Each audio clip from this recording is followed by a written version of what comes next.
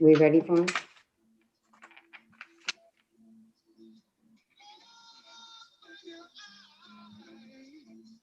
Madam Chair, we're live on YouTube. Okay, thank you. Good I'm going to evening. lose audio for one moment, ma'am. Okay. Okay, good evening, everyone, and welcome to the April 20th, 2021 board meeting of CB1. Before we go into business, I'd like to welcome our new board members, and I will read their names, though we will hear from them later on. So I apologize for the mispronunciations in advance, should they occur. Thank you. So welcome to Helene Abiola. Just raise your hands if you are here. I believe you are. Soma Brahmaundam, Amir Kati, Christina Lastres, Diana Limoji, Chelsea Lopez, Doreen Mohammed, Brian Romero, and Rosemary Yelton. Welcome all to CB1. And later on during the meeting, we'll ask you to say a few words. Thank you. First public hearing item is the Board of Standards and Appeals, 2021 BZ, Trinity Lutheran School expansion. Seeking a BSA application seeking to waive setback and rear yard requirements for school expansion. Is the representative here? Comments, are they here? Chris Wright, I'm here. Chris Wright is the representative. Chris Wright. Mr. Wright, are you ready? I'm ready. I'm waiting for my architect, but I can start the presentation and I can go through it. And when he joins us, he can pick up where I've left off. Okay. I can do a so let me give you an overview, and then I can do a screen share of a presentation materials. This is an application to the New York City Board of Standards and Appeals for a zoning variance. I'm sure the board is very familiar with the BSA process. The applicant is the Trinity Lutheran Church. They're located at 31st Avenue and 26th Street. The church is on the corner, and then a bit behind the church on 36th Street is a middle school that many of you may be familiar with. It's a 3-story middle school. It's been there since 1950. It served as church for a number of years, and then for the last 20 or 30 years, it's been leased to a charter school. The current tenant's been there for 20 years, and it's been used as a middle school for this period of time. The issue is that it's reached a point after 70 years, it needs to be modernized and it needs to be expanded. The existing building is a 3-story building with approximately 28,000 square feet. And this proposal in front of you is to add a 4th floor, which would bring us up to 36,000 square feet. The idea is we want to build a 4th floor that matches the bottom 3 floors. So we have the same layout of classrooms and offices. And then I want to just, so the reason we need BSA relief, and we need your relief as well, is the school has enough square footage. It has about 10,000 square feet of unused floor area. And so the approximately 8,500 we'll add is well within the limits. So we're not asking for more floor area. The current building, 3-story building is 30 feet high. The new addition, proposed addition would be would bring us up to 45 feet. The zoning allows 50. So we'll stay within the height of the neighborhood. It's an R6B neighborhood. So we'll stay within low rise height limits and within the floor area limits. The reason we need relief is because we want to build a matching 4th floor. And under the zoning regulations for that neighborhood, we would be required as of right to build a 15-foot setback from 37th Street, a front setback. And the building would be required to set back 30 feet in the rear. The current building abuts, the current 3-story building abuts the rear lot line, and I'll talk about that in a minute.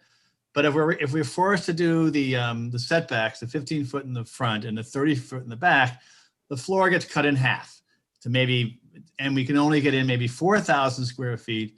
And that's not gonna get us where we need to be. The current tenant's lease is up this June. They are going to leave if we can't expand. They may leave anyway because they need new space. But we've talked to a consultant. We've talked to the school. The applicant has been in the school business for 70 years.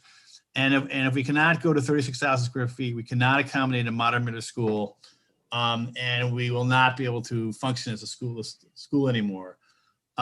So that's what's in front of you is a variance to waive the front setback of 15 feet and to waive the rear setback of 60 feet, of 30 feet, apologize. So we can build a 4th floor that matches the bottom. The bottom 3 floors are all lined up the same with classrooms and the same places. And we want the kids to be able to go to the same kind of floor area. And we want to have, if we have to do the setbacks on each side and we only have 4,000 square feet, we'll not be able to attract a middle school. So that's basically the overview. And what I can do is if I can screen share, I can walk you through a presentation to show exactly what's going on here. Should I do that, Florence? Please, Yes, if you don't I'll mind. be right there. I'm coming to give you a sheet. Right now. Chris, this is Jack Esterson. I'm here, Jack. by the way. Okay. So what I'm going to do is I'm giving you the overview, and Jack Etchison, who's our project architect, is going to, I don't see it. Where is it? One moment, please. I'm Okay, sorry, stuck Florence. in neutral. All right. So I'm going to do it. I have it on. Okay. Let me know when you're ready, Florence. I'll let you know. I need half a moment. It's the chat keeps popping up and blocking the share screen. Okay. Oh, I will wait. It's on Okay. my computer, Florence, not on Jack's.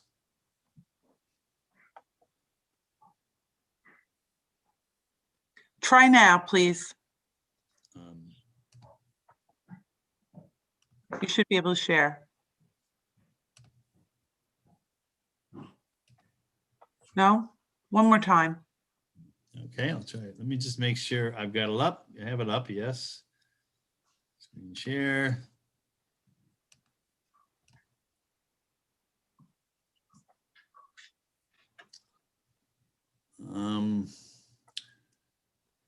I will, let me, it says host is disabled, participate in screen share. It says sharing right now. Try one more time. Give me a moment. Let me come here. It may work better. That's it. Got it? Can you see that? No. No. no. Okay, that's off my computer. Let me go to, let me do the screen share here. I'll try this again. I'm coming back. Give me a moment. I'll come back to the Zoom screen. I apologize. It's I'm not okay. sure. These things happen. Don't worry. This is a part of technology. Yeah, it's definitely on my computer. So Would you want to send it over to me and let me share it from my screen? It may be easier. sure. Okay. Let Yes. me, I will do that.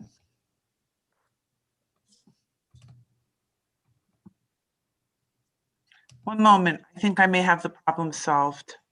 All right. I'll send it to you, Florence. I'm gonna send it to QN01. Correct. I will send it. It's an attachment to, Try now. I'll try now. Hold on.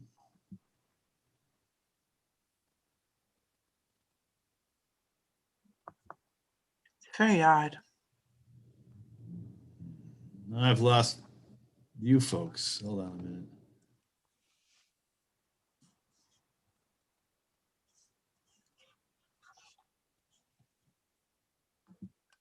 You sent it to QN01 already? Yeah, now I'm, let's see.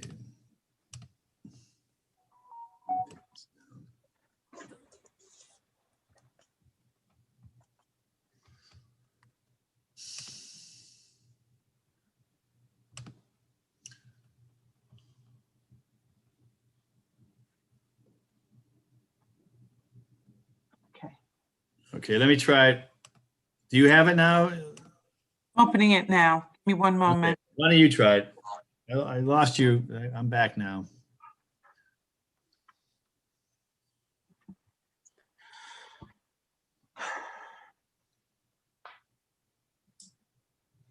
Okay, there we go. Inbox.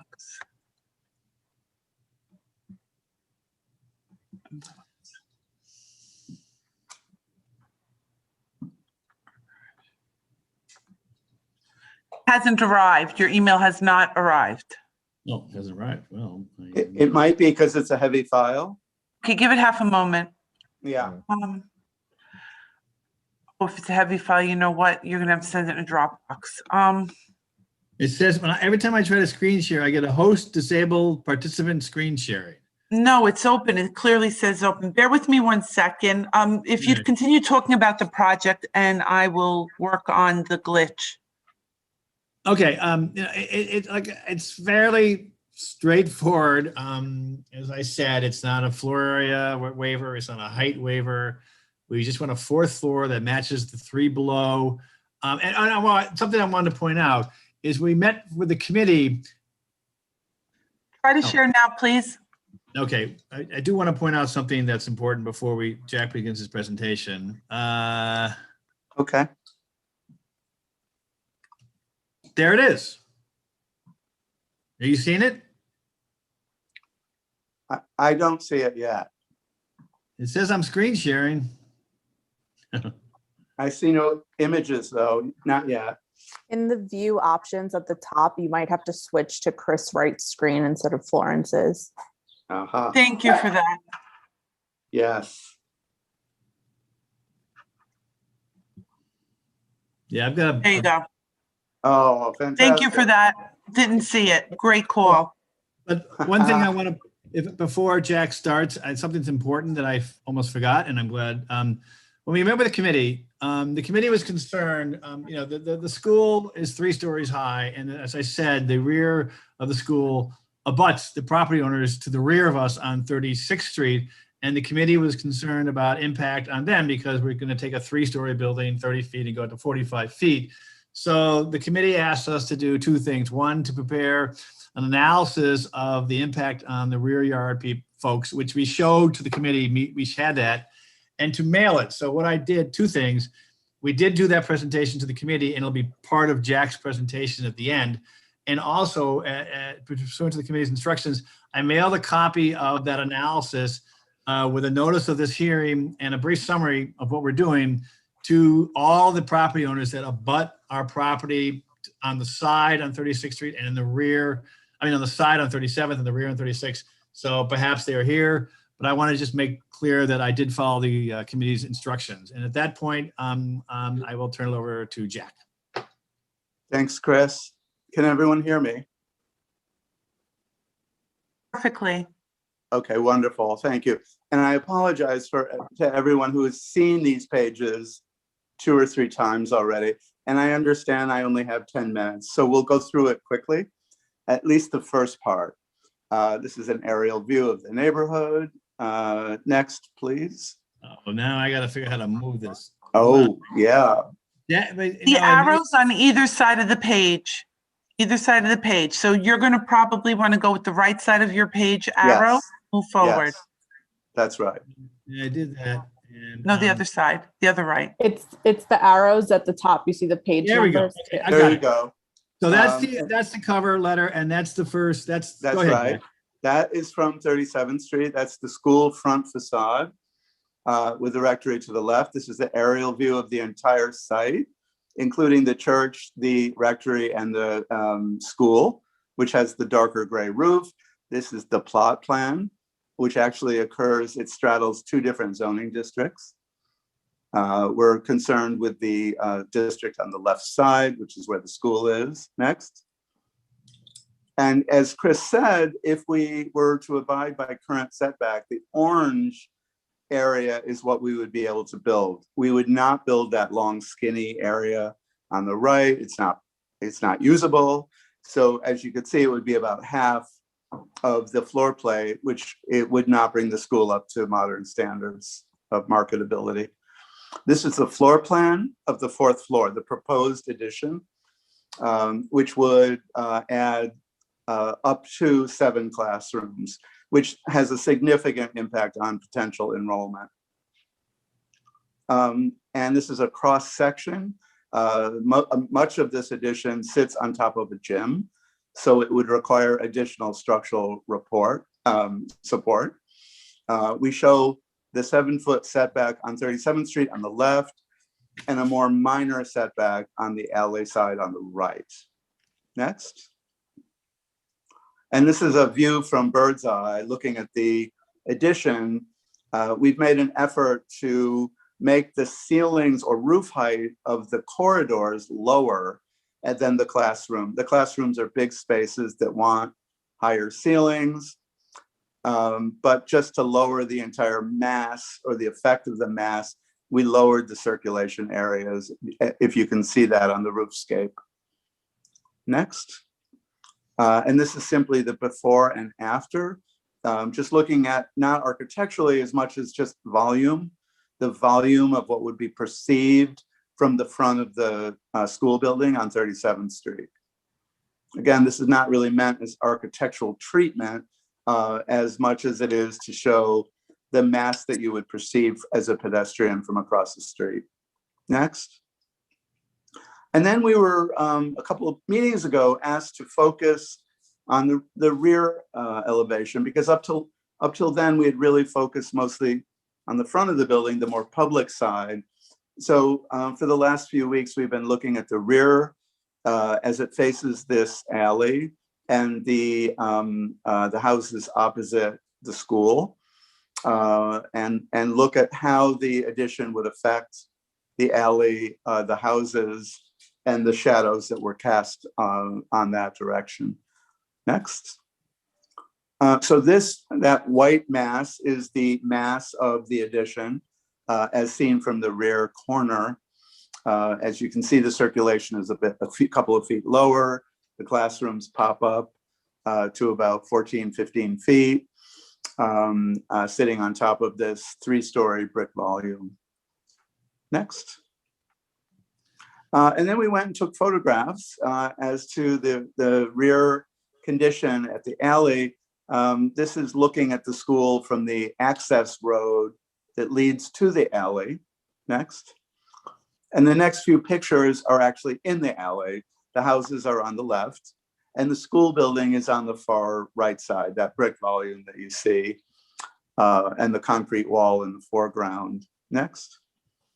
And the concrete wall actually continues and becomes the ground floor of the school, which is a 3-story building. Interestingly, the site slopes dramatically, and on 37th Street, it reads more as a 2-story volume, a 2.5-story, rather than 3, because of the slope of the grade of the site. In other words, 37th Street is higher than the alley. So there's more facade shown from the alley side. Next. And this is the back of the school as it currently exists. The ground floor, or what we call the basement, is concrete with no windows. There are classrooms, corridors, there's a science lab. The what we call the first floor is the brick, and that again, that's classrooms, and the first floor of the gym. And the top floor is more classrooms, corridors, and the upper portion of the gym on the right side where those windows are. So 2 of the stories have these windows. The ground floor does not. Next. Just more photographs of the back of the building. You know, we not only does the project involve an addition, but we also intend to do a general renovation of the existing building itself, which is quite tired. The interior is tired, it needs an upgrade. The exterior needs an upgrade. We're going to repoint the brick, clean the building, replace all the windows for thermal performance, and really upgrade both the interior and the exterior of the building. The restoration of the brick on this side could be a little bit tricky, only because there's a lot of telephone equipment right up against the building. So we may have to negotiate with Verizon or whoever it is. Next. This shows the sort of before and after as seen from the alley. That shows the volume of the new addition, which again is about 15 feet high. The reason it's 15 feet is because the gymnasium roof cannot support an addition. It was not designed structurally. So we need a couple feet just to reinforce the beams on top of the roof. So that adds to the height of the addition simply because of the depth of the structure that we need. Next. This is a cross section cut through the school. The yellow portion is, of course, the addition. And then to the right is the alley and the houses, a general sense of the scale of the houses on the right side across the alley. So we made an effort to mitigate the mass or the sense of mass and the resultant shadowing from the alley or from the school by setting it back a few feet and then by lowering the corridor, which we feel could be having lower ceiling heights than the classrooms just by virtue of it being a smaller space. So we did make a little bit of an effort to step that down so as to mitigate the mass and the shadows. Next. And this is just kind of a general approach, as I mentioned, to cleaning up the rear facade. We're not going to tear it down and rebuild the whole thing, but we will replace these first and second floor windows. We'll certainly keep them, of course. We'll clean up the facade, repoint the brick, and hopefully keep the ivy as much as we can because local people told us they loved it. And then, of course, build the addition, which is shown on the upper portion. Next. At our last meeting, there was a request for actual architectural treatment on the rear elevation. So we were looking at, and we had not up till now looked at a more detailed treatment of the addition itself, largely because this was a zoning matter. But we took a shot at what this rear addition would look like. Our sense is, yes, could you please? Thank you. Our sense is that it needs to be a lightweight structure. We want it to have a kind of lighter feel. So we decided not to do a heavy masonry addition, that it would be a panelized system in light gauge steel framing, not heavy steel beams, or certainly not load-bearing masonry. Because of the structural capacity and requirements. And also visually, we wanted it to feel and read lighter than the brick building below. We just thought it would be nicer for everybody and it would look better. And if we tried to match the brick, it would never match anyway. I think it would look like a mistake. So for structural and visual and aesthetic reasons, we came up with this panelized system, which would be very light in color and maybe match the yellow brick. On the left side is yellow brick at the egress tower, which exists. The building is yellow brick in the front and red brick in the back for whatever reason, not sure why they made that decision. So we wanted to use that palette of colors to weave into what's there now and to create a lightness. The windows that we used are actually a result of a code research that we did, which is not a zoning issue, but with a wall this close to a lot line, we are limited to a very low percentage of window area to wall surface. I think normally, if that was not the case, the classrooms which fall on the right side of the drawing would have larger windows, but we simply were not allowed by code to do that. And we wanted to center these windows on the existing windows so it looked intentional and designed. We always believe that additions should make what's there look better, not worse. So this is what we came up with. It's very, very schematic because we have not yet been engaged to actually design the addition before we got the BSA approval, which is normally how one does something. We design it in detail after we get BSA approval. But there was this request, and hopefully this drawing satisfies that question. of what the general design approach would be to the addition itself. And I would say that the front would also look like this, but the windows would be much larger because there we don't have the restriction of the lot line window condition. So it would be more glass and less panel, but the same kind of palette, which would make a kind of a nod to the late 50s yellow brick structure without actually mimicking it. I believe that is the last slide. No, Jack, there's the. Oh, I'm so sorry. Oh, I forgot. How could I forget? I'll go really fast, folks. I'm sorry. This is our shadow study that we did for all 4 seasons at different times of the day, which is how you do a shadow study. You have to look at not only what it looks like in the morning, but afternoon, noon and afternoon, as well as morning during the 4 seasons. In the winter, the building casts long shadows, as any building would, because the sun is so low in the sky. In the summer, it looks great because the sun is very high. In the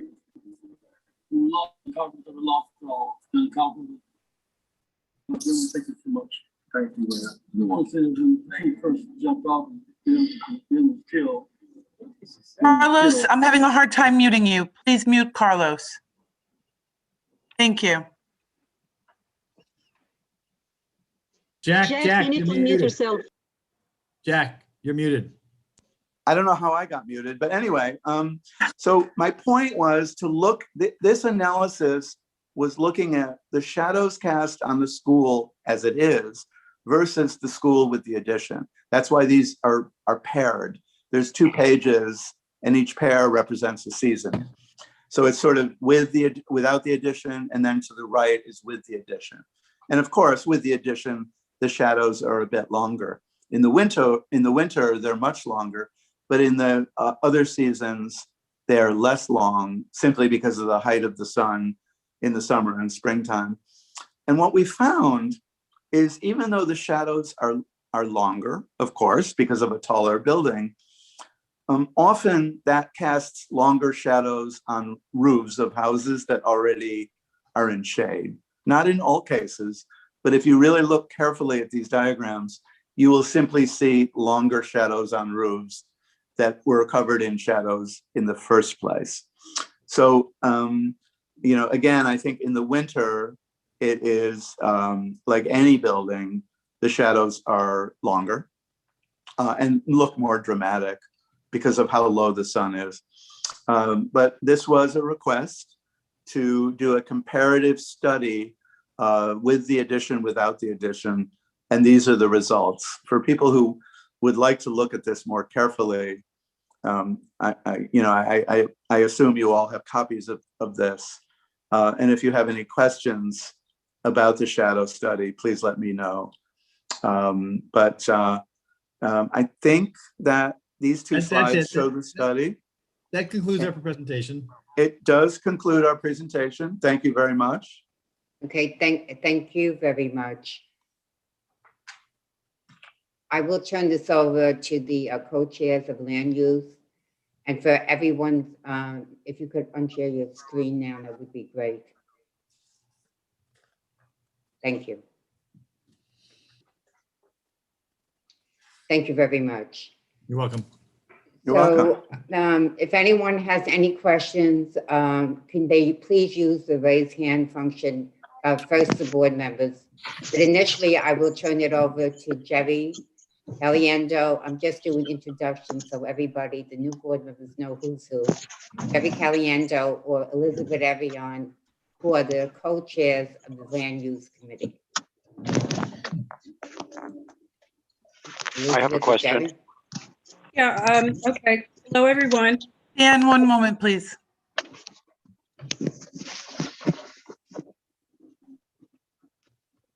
Go ahead, Elizabeth. I'm sorry. Thank you. I just wanted to let the community board know that the applicants, as they mentioned in their presentation, met with us. Sorry. Please mute Met yourself with if you're not speaking. Thank you. Go ahead, Elizabeth. They met with us twice and really responded to the questions that we had. Our concerns, as they mentioned, had to dealt with the facade of the rear wall of the building, the school, the shadows that would have been cast, and also the outreach. And they responded very well.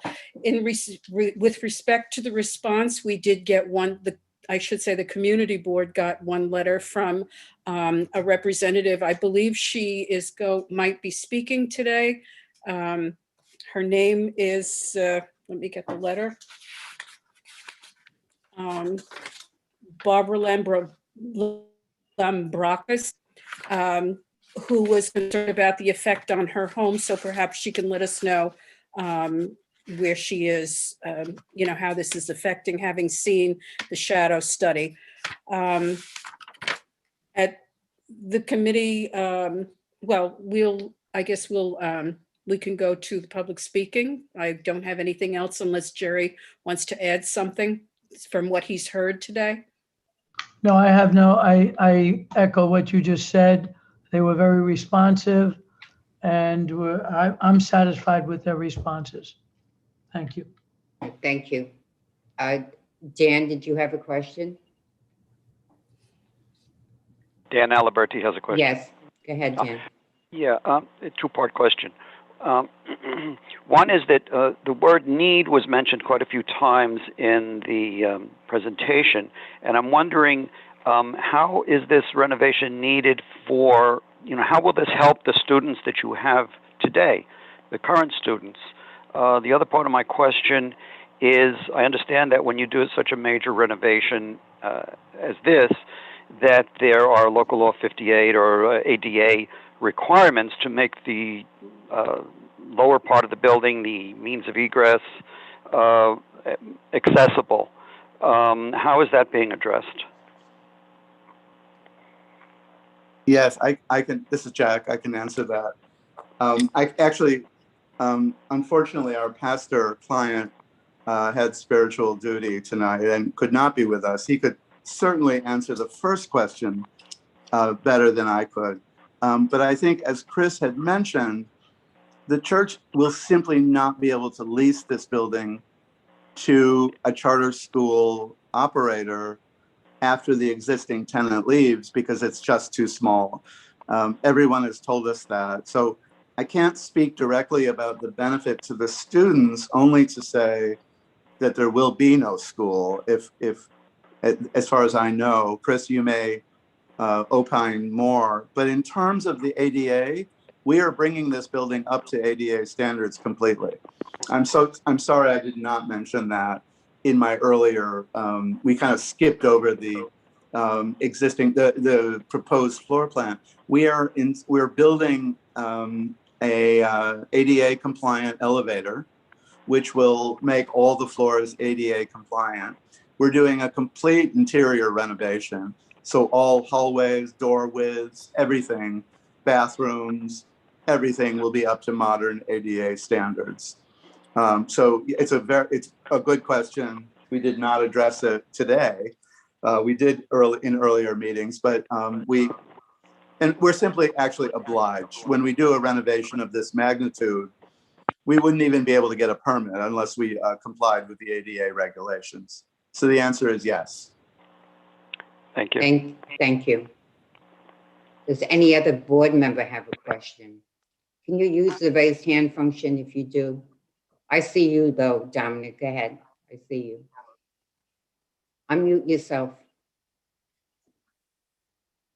Am I unmuted? Yes. Hi. Yes. So I actually want to follow up that question about the term need. It resonated with me too, Dan. So I want to get into some numbers about your school population, if you don't mind. I don't know how many students an average middle school or elementary school has. What's your student population now, and how does it compare to other middle schools in the area in terms of student capacity? Chris, do you have that information? You're muted. Yeah, sorry. We're not going to change the population of the school. And I want to make that, because that's an important thing with the BSA. When you do an application, one of the first questions is, are you increasing the population? And we're not. I can give you, there's about 300 students, about 50 staff. There's not, and that's, I have done middle schools before. I can't address the entire city of New York, but that seems to be the rough number. We have talked to a charter school consultant about, in case the current tenant leaves, what do we need? And they've said for not to have a bigger middle school, but to address a middle school with 300 kids. And we've been told, no uncertain terms, that we have to go up to 28,000 square feet. I'm sorry, to 36,000 from the 28. She says, otherwise there's not a single charter school that'll look at our building. So what's important is the population is not changing. It's approximately 300 kids. But just to give you a little bit more breakdown, right now there's currently 10 classrooms. This extension will push it to 15. So that means smaller classroom sizes. There's one multi-purpose room. This will give us 2 multi-purpose rooms, which then can be used for classrooms and other uses. And so those are the most direct changes between what's offered now for students. There's also be some more, some bathrooms and some more other storage areas. But the 2 most important changes are the classroom goes from 10 to 15 and this extra multi-purpose room. It's still a tight space, but as Jack pointed out, we're going to redo the whole building. It's an old, tired building. And so it'll be fully ADA. I'm not sure if it is now. I don't really know the answer. It's not. No, yeah, it's not. So the idea is to provide a better service for the existing school population. And this seems to be the rough size of a middle school in New York based on our conversations. Chris, I would add to that, for anyone who's been in the school, there is a gym. There is no auditorium. There is no decent science. There's one really shabby science lab. I'm sorry to use words like that, but it's you would agree. The school, there's virtually no library. I really, truly don't know. So can I just, Jack, thanks. It's my question. So regarding all that interior work, interior plans would be really of interest to see these projected amenities that you're mentioning. One comment that I'd like to say, and thank you very much, is that west side setback is so minimal that I just feel that if I lived on that back alley there, it really would be, hard to get on board. Was there no chance that you could still have classrooms on your west side in that corner and give an 8 to 10 foot setback on that side, just for the immediate light at that area? I don't want to talk about the long-term shadows a block away, but just for that area and because you got backyards, not just buildings. So could you still have classrooms and consider a larger setback on that west 4th floor, Jack? You're muted. Jack, you're muted. Jack, you're muted. You're muted. I'm so sorry. I keep getting muted. I'm not doing it. Anyway, it happens to me too. I see. So the answer is we can do anything. If we push, we actually used to have the addition right at the wall of the property line. If we push it back 3 feet, the codes change and we are allowed windows. Pushing it back 10 feet will mean the classrooms will simply be really small and they will be below modern standards. Anything can be done. The answer is, truthfully, yes, we can push it back 10 feet, but I would love to go back to the floor plan, but I don't think we can right now. I'm not sure. But to demonstrate how tiny the classrooms would get if we did that.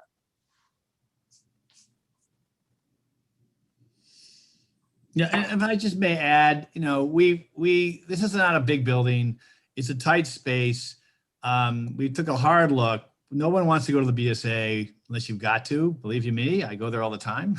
But yeah, it's a tight space, and we understand there's an impact on the rear, and we've done our best to address it. But if we don't match the fourth floor pretty close to the lower floors. There's a 7-foot setback in the front and a small one in the back.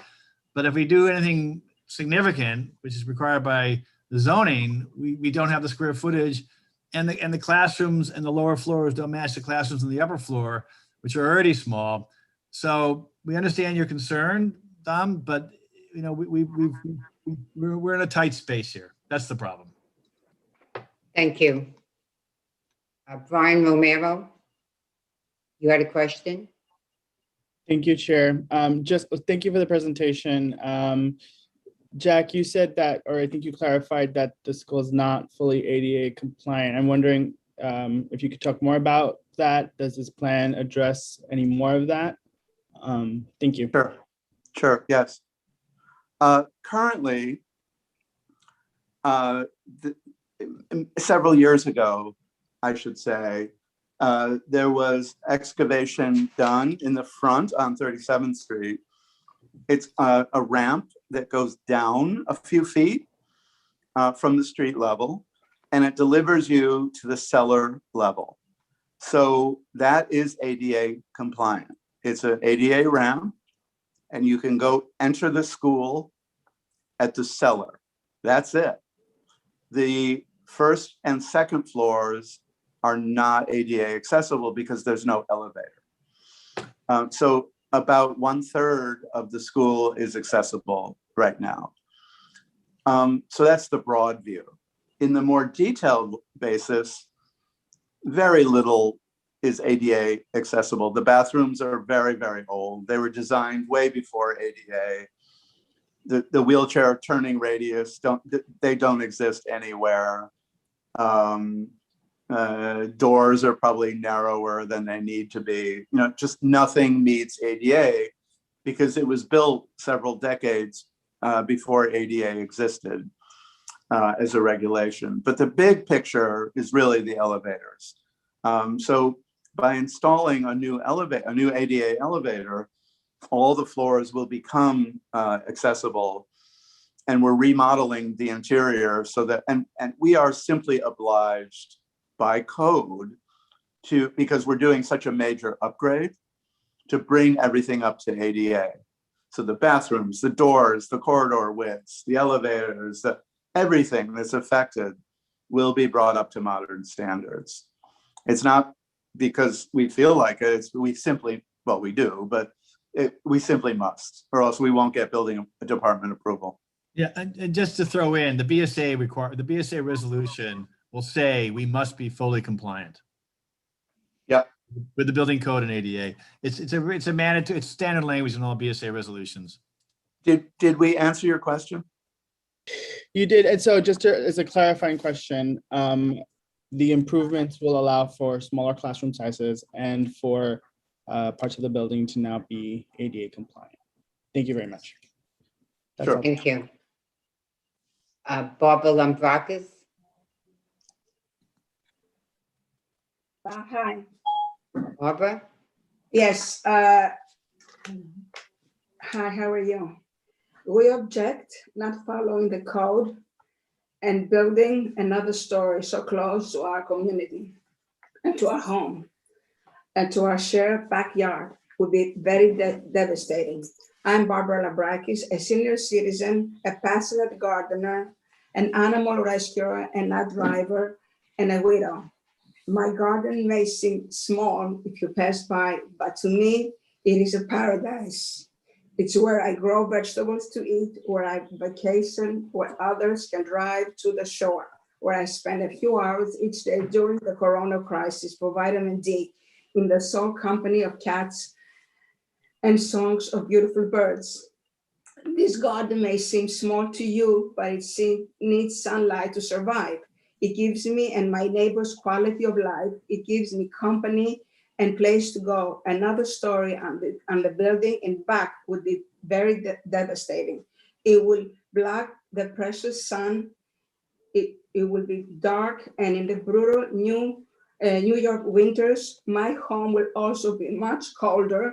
My flowers will wither and the birds will go. Please reconsider, okay? Thank you. Thank you, Barbara. Just follow the law. Thank you.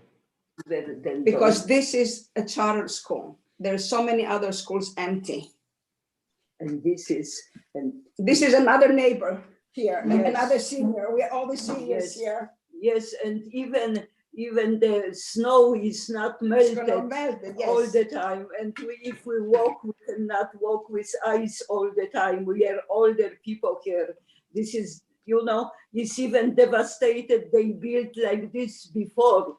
In whole life, what we are here, we suffer.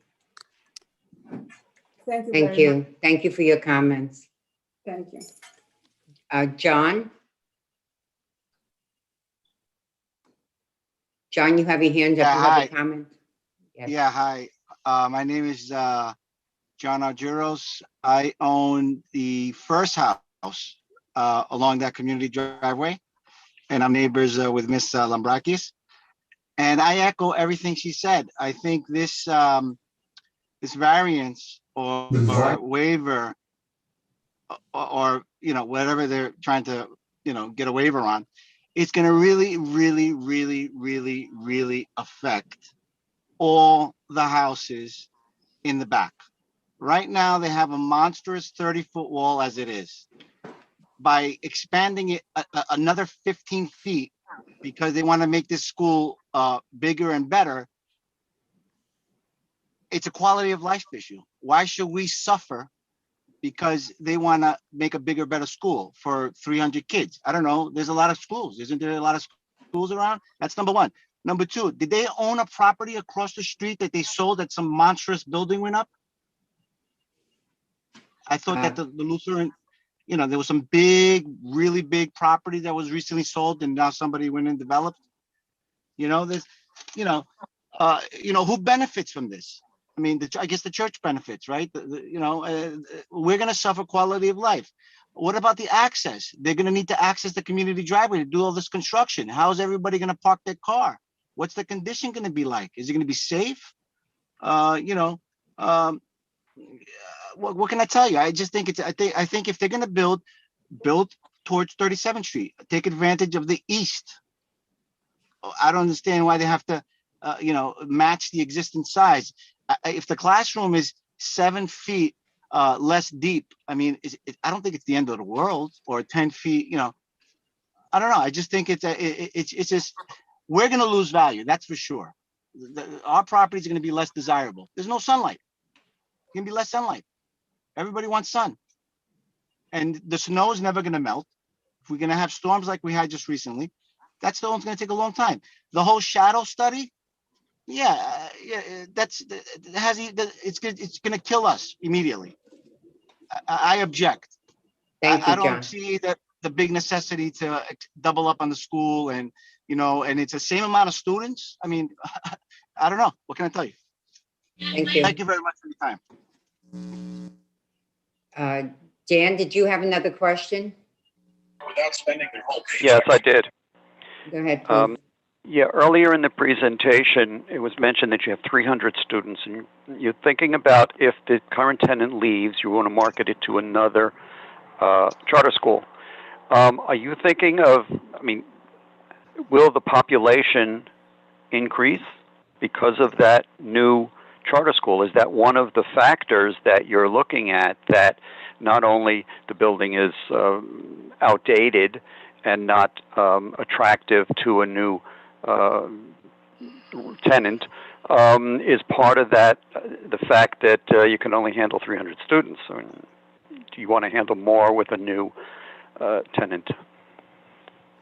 May I answer that question? No, the idea is to keep it exactly the same. We're not looking for more students. We're looking for better services for the student. But we are hopeful that the current 20-year tenant will stay. They said they were going to leave. We said we're going to go through the BSA and try to get the expansion.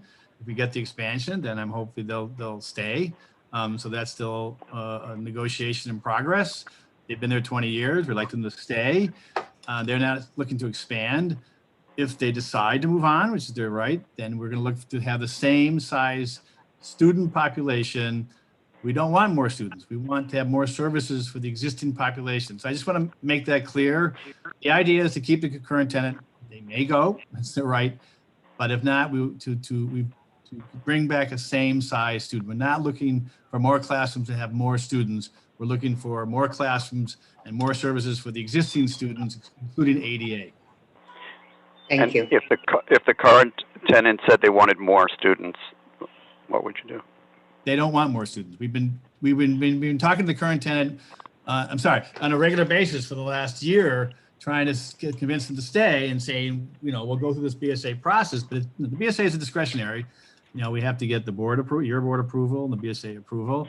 They don't want to expand. They've had the same. They've been there for 20 years. They're not looking for more students. I don't know how to beat that to death. I don't want to beat it to death, but the idea is for better services for the existing student population.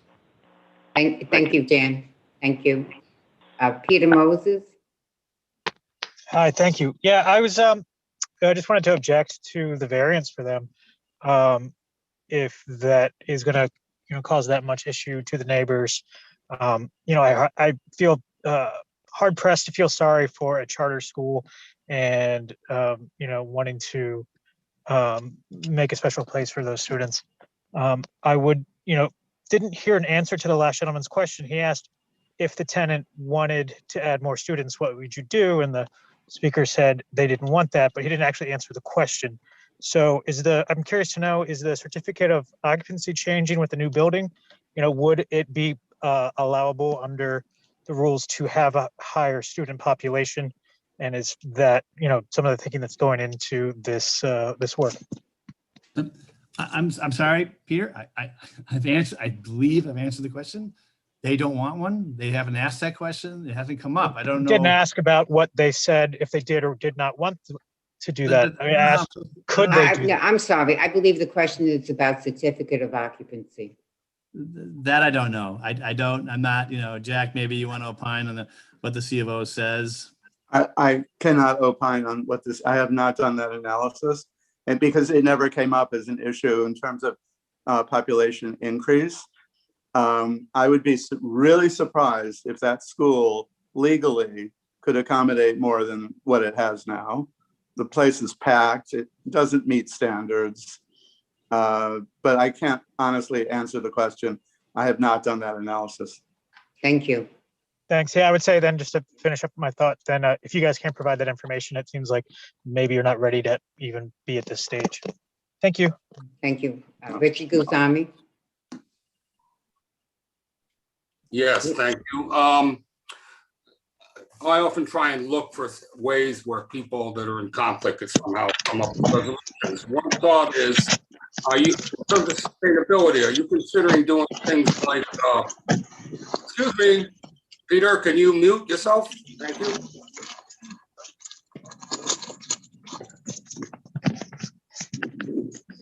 Can everybody mute themselves, please? Okay, so what I was going to say was, in terms of sustainability, have you looked into things utilizing your roof? This is also for education for the students. PS 171 here, they recently put in solar panels on the roofs. That was, I think, a great achievement. There's also a lot of schools that utilize community gardens in those facilities. So I know that it was mentioned earlier that some of the neighbors love gardening, things like that. What if there was a garden created on that roof and some of the neighbors could actually maybe even teach the young people things about gardening, establish some sort of programs like that. Try and find common grounds. It's very, very important.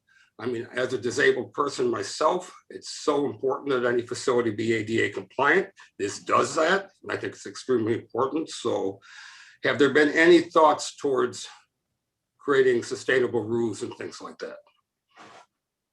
And, gardens and things like that. We have not gotten to that level of detail. I think it's a great idea. We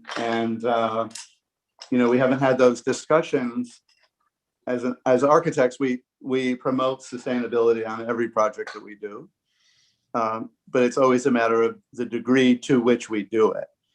A garden on the roof is really, I think, and Chris, help me here, but I think it's dependent on if the tenant that the church finds wants to utilize a garden on the roof, then we would design one.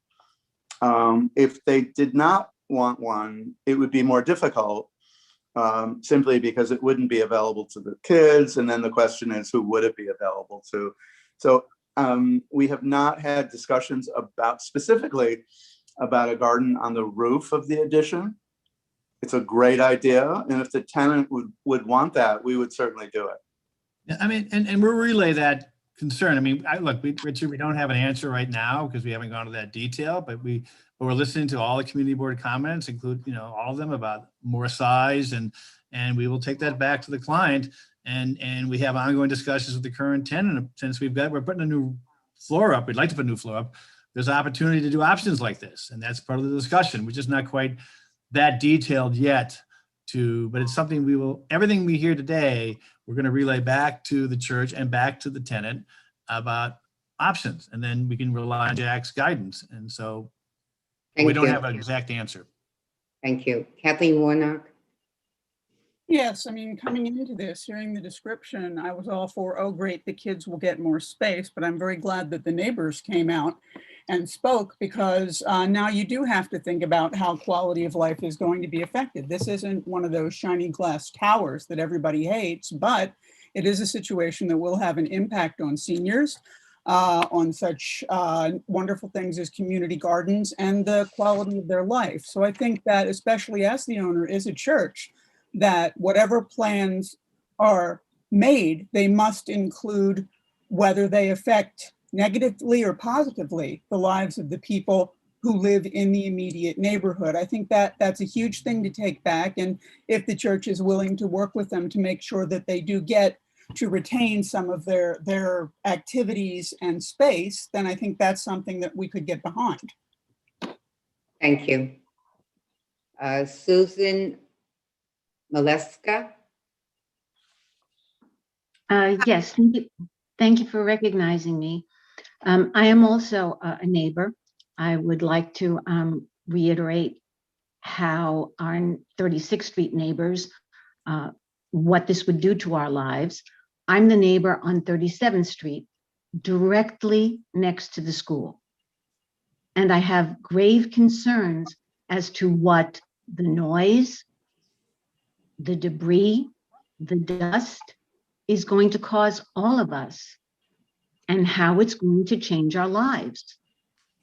And I don't think that what you're doing was really thought out about the neighbors. And perhaps the people who are not being the nicest of neighbors is the church. Thank you. You're welcome. Thank you. Susie? Susie, you have your hand raised. Does anybody else wish to make a comment? Yes, I'm a neighbor also from 36th Street. I live right across the street from, the school. And also I was like, everybody's talking about the school, but looks like nobody cares about like the people who lives behind, because it's gonna be black, the sun, and the winter time it's gonna be horrible. We having problem now with the snow, and probably it's gonna be even worse. And how it's gonna be with the scaffolds, with the car moving, and how we gonna be moving on the back? Thank you. Thank you for your comment. Sure. Stella Nicolau? Stella? They didn't answer your question. I'm in agreement to what Kathleen said earlier about the quality of life of the neighbors, and that's very, very important right now. That has to be taken into consideration, because going forward, we're never really going to have a new normal. So whatever little thing that they have there, their garden, etc., to be able to get out, to do their distancing, and just have some sort of quality of life, we have to be very careful not to take that away from anyone, because I don't think we're going to ever go back to super normal. I mean, even though now we're getting more and more confident. I mean, a few weeks ago, I just heard one of my neighbors still got COVID and passed away. So, I mean, that thing, the pandemic is still alive and still thriving around us. So it's going to be a long time and quite a few years, I think, if we ever go back to, to normalcy, I think there may be some improvements. So I think we have to be really careful again, not to provide a negative influence to the quality of life of the existing neighbors. I mean, they've been here, they've been working hard. So let's see if there's possibly a compromise. There may be one or there may not be one, but we need more information on that. Thank you, Stella. Does anybody else have a question or a comment? Okay, seeing none, this hearing is closed. It will be voted on during the business section later on in the meeting. Thank you. Do you need us anymore, Florence? No. No. Okay, thank you everyone very much. Thank for your you. time and Thanks, attention. everybody. Appreciate it, and we've heard your concerns and everything we relayed back to the client and to the church and to the school. Thank you very much, and thank you, neighbors. Thank you. Okay, the next public hearing item is the New York City Department of City Planning zoning for accessibility text amendment. Sarit, are you doing the presentation? I am. Let me go ahead and share my screen. I am joined tonight by Howie Levine from the MTA. And yeah, good evening, everyone. I'm Sarit Platkin from the Queen's Office of the Department of City Planning. I'm here to discuss zoning for accessibility, a new initiative that will help the MTA achieve their goal of system-wide ADA accessibility. And I'll actually turn it over to Howie to kick it off with an overview of the project, and then I'll dive into the zoning. Thanks, Sarit. Can everyone hear me? Great. Well, it's nice to see some familiar faces, and as Sarit mentioned, here to talk about Elevate Transit Zoning for Accessibility, which is a joint initiative of the MTA, Department of City Planning, and the Mayor's Office for People with Disabilities as well. So just to give a high-level overview and jump right in, zoning for accessibility is a zoning text amendment that's going to allow the MTA to work more efficiently with private developers and to help us achieve system-wide accessibility much more quickly. The proposal includes two different provisions. The first is a system-wide transit easement requirement, and the second is an expanded transit improvement bonus in high-density areas. We'll get into more detail on both of those. So right now, as I think most people will be very familiar with, the MTA is, our system is very old, most of it built before 1950. Without the thought of vertical accessibility in our stations. And so as a result, only 136 out of 493 of our subway and Staten Island Railway stations are currently accessible, which is about 28% of the system. Our commuter railroads, 25 out of 39 stations are within the city limits are accessible, with a little better than our subway numbers. But there's still a long way to go here to get us to system-wide accessibility. Next slide. And so, many New Yorkers would benefit from system-wide accessibility and more accessible transit stations. People with mobility disabilities, parents with young children, our growing senior population, and people with temporary injuries as well. And for these communities, a subway ride that, for many people is taken for granted and can just take a few minutes can take hours. And so we're looking to help remedy this and create system-wide accessibility. And so with that in mind, the MTA has made a historic commitment to accessibility in our latest capital plan. We've committed over $5 billion to make 77 stations accessible.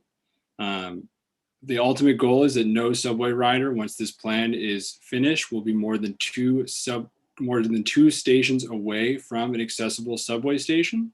And this includes 4 stations within CB1. They're listed there on the slide, but Steinway Street, Broadway, Queensboro Plaza, and Northern Boulevard as well, just right on the edge of the district.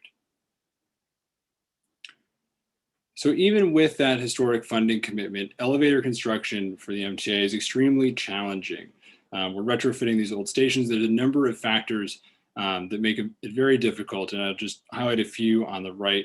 narrow platforms, and then particularly in Community Board 1 with the elevated stations, narrow sidewalks and narrow clearance between our buildings and our stations that make it very difficult to site an elevator and make sure we have enough space on the sidewalk, as well as between the building and the station.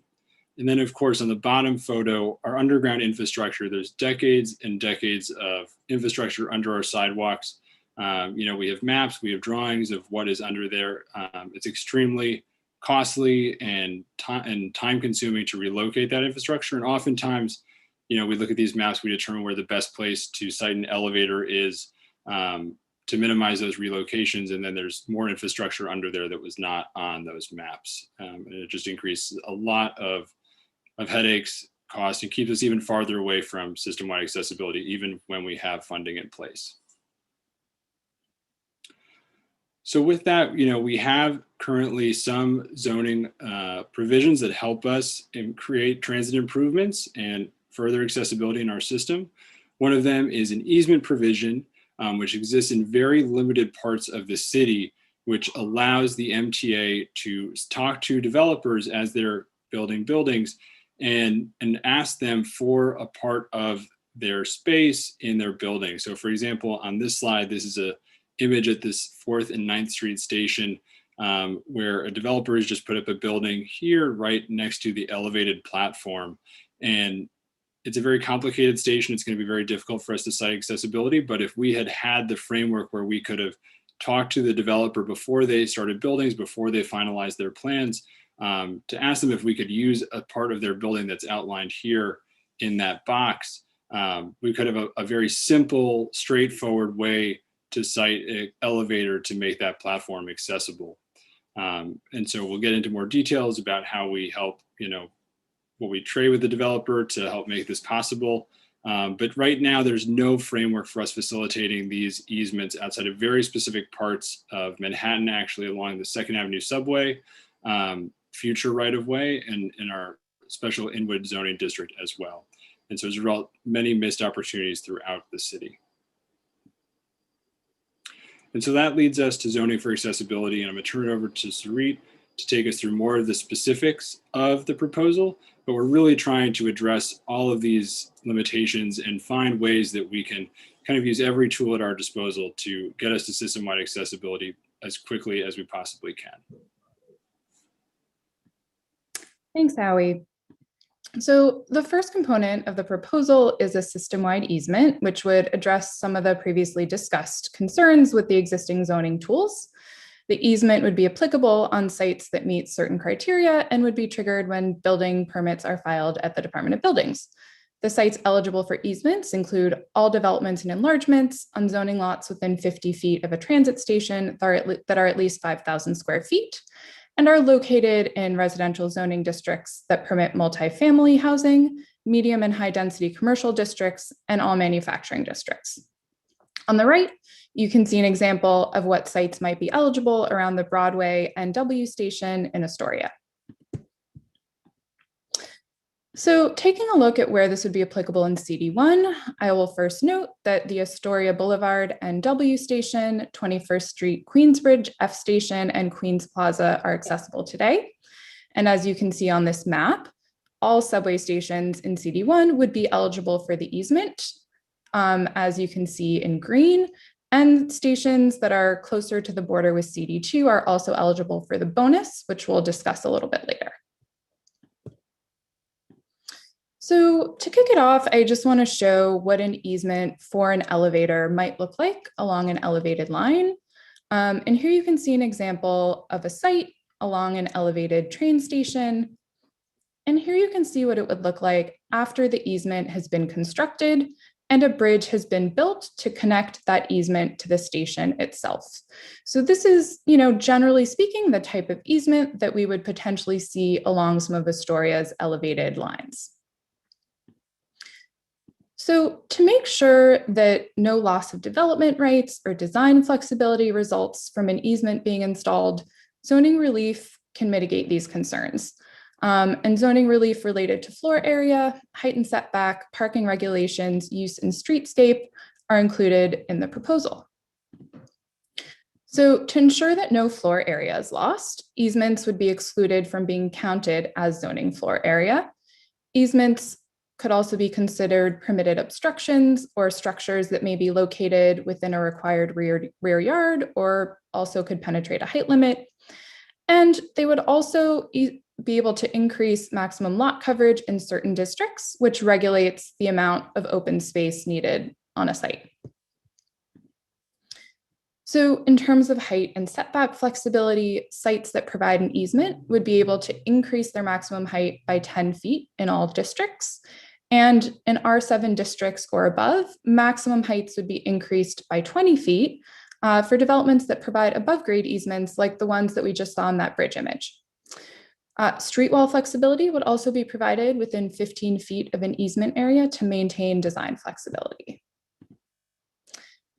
And in terms of parking relief, it could be provided in the form of a deduction of 15 parking spaces or waivers for smaller sites, which often have more difficult site conditions. And temporary uses, including commercial, community facility, and lobby space, would be allowed to locate within an easement once it's constructed after the time of construction, before the MTA has fully built out the easement and connected it to the station. Commercial uses would also be allowed within 30 feet of an easement in residential districts to activate spaces around future station entrances. And in terms of streetscape, easement areas would be exempt from ground floor use and planting regulations to allow more flexibility. And to ensure pedestrian safety, curb cuts will not be allowed to locate within 30 feet of an easement.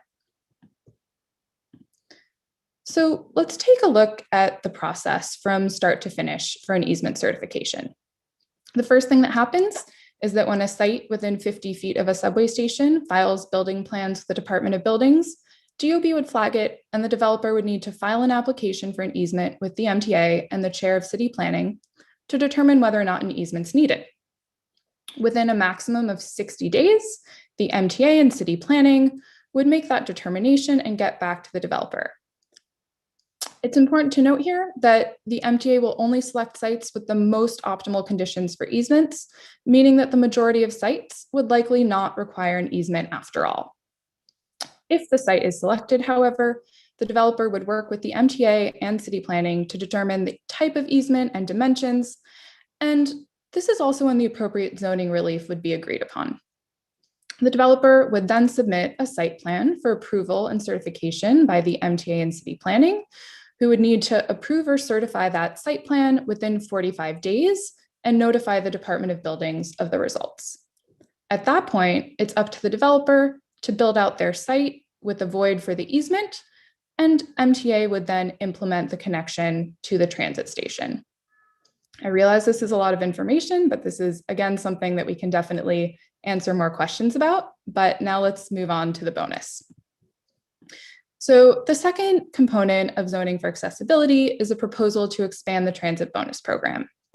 Today, the zoning resolution contains a transit bonus mechanism to support the creation of transit improvements, including ADA access in the densest commercial districts in the city, such as Long Island City. The current bonus, however, only applies to sites adjacent to transit in the highest density districts in the city. And the current process associated with obtaining a bonus involves considerable public review, adding time and risk to the development schedule. All of these factors combined have led to a limited number of applications moving forward. And to address some of these constraints of this existing subway bonus mechanism, the proposed mechanism would continue to grant a floor area bonus of up to 20% of the maximum floor area for developments and enlargements that construct station improvements, but it would be expanded to new parts of the city, including stations within Community Board 1. And it would also be subject to a simplified review and approval process in the form of an authorization by the City Planning Commission, instead of the currently required special permit.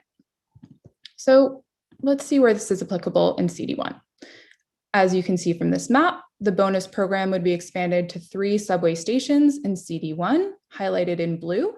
They include Queensboro Plaza on the E, M, and R trains, 39th Ave Dutch Kills on the N&W trains, and 36th Street on the M&R trains. The remaining stations would be eligible for easements as discussed before. So for the up to 20% floor area bonus that could be granted, the developer must construct a substantial station improvement. These improvements could include ADA upgrades, which would be prioritized, but beyond elevators could also include additional entrances, platform upgrades, new signage, and lighting, and others. It's also important to note that the amount of floor area granted relates to the degree to which the proposed improvement enhances the station. And this is going to vary depending on the station and its unique conditions. But I do want to highlight also that the additional floor area granted for the bonus can only be occupied once the MTA determines that the improvements are complete and usable by the public. And Sarit, if I can jump in for a second on that last slide, just to add that not only would accessible features be prioritized at non-accessible stations, they would be required to be the first improvement made. And it could be made in, with other improvements like overall circulation improvements like an elevator and a staircase, but it would have to be making the station accessible as the first improvement. Great. So as I mentioned earlier, the existing subway bonus program only applies to sites adjacent to transit and the highest density districts in the city. The proposed bonus would expand to other high density areas, including the highest density residential districts, their commercial equivalents, and high density manufacturing districts. The new transit bonus would also allow sites that are within 500 feet of a station to participate in the program in exchange for an off-site improvement that would be constructed at a station within 1,500 feet of the development site. Allowing both on-site and off-site improvements would hopefully incentivize a greater number of developers to provide station improvements. In summary, Zoning for Accessibility proposes a zoning text amendment to establish 2 new ways to facilitate ADA access and transit station improvements associated with new developments on sites near transit. Within 50 feet of mass transit stations and in applicable zoning districts, developers would be required to consult with the MTA about providing an easement. Where the MTA and city planning determine easements are needed, targeted zoning relief would be provided to ensure development rights are not lost and design flexibility can be maintained. The second component, an expanded transit bonus mechanism, would continue to grant a floor area bonus of up to 20% of the maximum floor area ratio for developments that construct station improvements, but areas of applicability would be expanded to new high density locations across the city at increased density from stations, and the process for review would be streamlined. And with that, I'll just quickly discuss the public review process, which began on April 5th and is extending through June 14th for the community board to submit a recommendation. During this time, the borough board, borough presidents will also be consulted and be able to provide feedback. And then, last but not least, just kind of want to end on looking back at how this applies within Community Board 1. Again, the stations eligible for easements are all of the stations in the district. The stations eligible for the bonus are those right on the border with Community Board 2. And then we also have highlighted here the stations currently within MTA's capital plan, as well as the stations that are currently accessible today, which are Astoria Boulevard, Queens Plaza, and 21st Street, Queensbridge. So happy to take any questions. Thank you, Sarit and Howie. Do any board members have any questions? Yes, I have a question. Helen Ho? Yes, this is Helen. I have a question. I feel like the MTA has treated subway repairs in our district in a pretty half-assed way. A lot of our elevated subway stations were recently renovated, and only Astoria Boulevard, after a lot of lobbying from the community, received an elevator, right? And so my subway stations are pretty much very newly renovated, and I was disappointed when the renovation happened that there were no elevators installed. I would have rather have an old subway station with a working elevator than a shiny subway station with no elevator. And I feel like this is just like, it's been very poor. There's been very poor planning by the MTA. And, you know, I saw that the only timeline that you showed was for this approval process, but like how long after this approval process will it take to actually get us these ADA stations, right? It's like the ADA was passed over 30 years ago. How much longer is this going to take? This is extremely frustrating. Hi, Helen. I can speak to that. So generally, very familiar with those projects. They were before my time at the MTA. We've been working closely with our new Chief Accessibility Officer. I don't think that that is a very good excuse that it was before your time at the MTA, quite frankly. If you let me continue, I'll continue to take your answer time, that question. So, been working closely with this proposal and the current capital plan with our new Chief Accessibility Officer, Q Arroyo. Generally can say that accessibility is been kind of brought out of the shadows at the MTA, and it is a top priority for us, both within this proposal and our capital plan, as I mentioned generally. In terms of specific timeline, those 4 stations that actually are on the bottom right of this slide are within our current capital plan.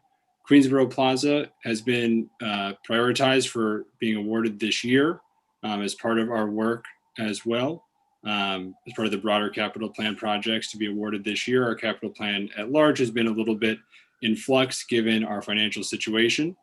But the other projects will be awarded and completed within this current capital plan, which is generally within the next 5 years.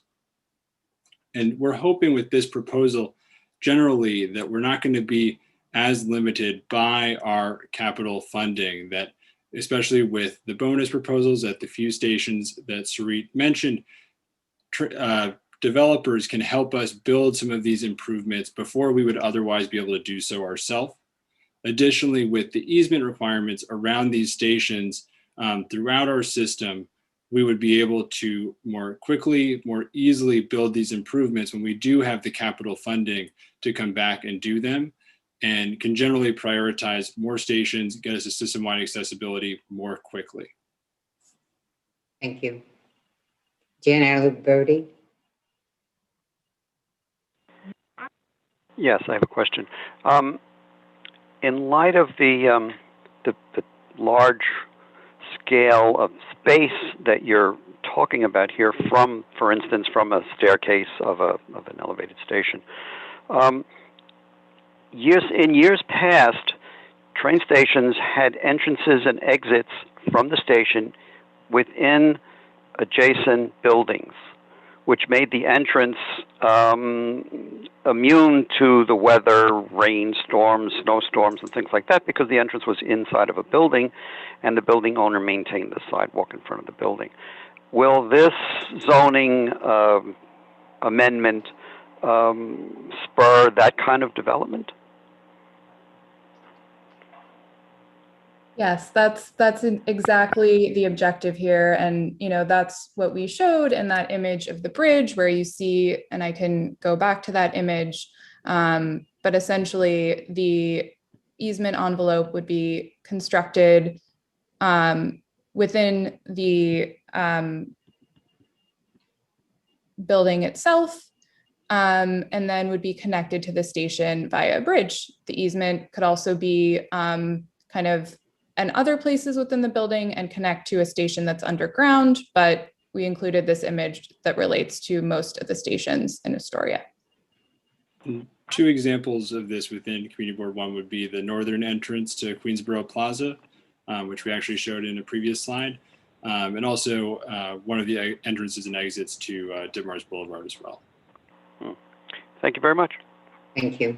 Stella Nicolau. You're muted, Stella. You're muted. Still muted. You're still muted. Thank you. It took several clicks to unmute. Thank you so much.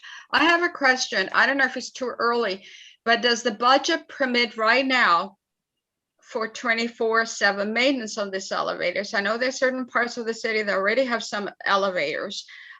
Even if something is new, things happen. Do they have people standing by should somebody get stuck, etc., so they don't have to wait for hours? I mean, I was in a major department store and I got up there and then the elevators were not a service and I had no option of getting down. Escalators were not an option. So I had to wait for an engineer to come from outside, from wherever he was, that was not supposed to be working, to kind of make things work and get me down. So I'm wondering, does the budget permit from now, or is it too early to bring up the maintenance aspect? No, so we can certainly talk about the maintenance. So, and I don't know if you're quite mentioning this, but in terms of, so, right now as it is, MTA has a full staff of elevator maintainers and servicers that, are constantly doing preventative maintenance on our elevators. If there are circumstances in our system where elevators break down, we do our best to repair them as quickly as possible. If there's ever an entrapment where there are people in an elevator when it breaks down, we work together with emergency services to remedy that as quickly as possible, usually with the fire department or others when necessary. And in general, with these elevators going forward, the majority of elevators we expect to be created by zoning for accessibility would be maintained by the MTA.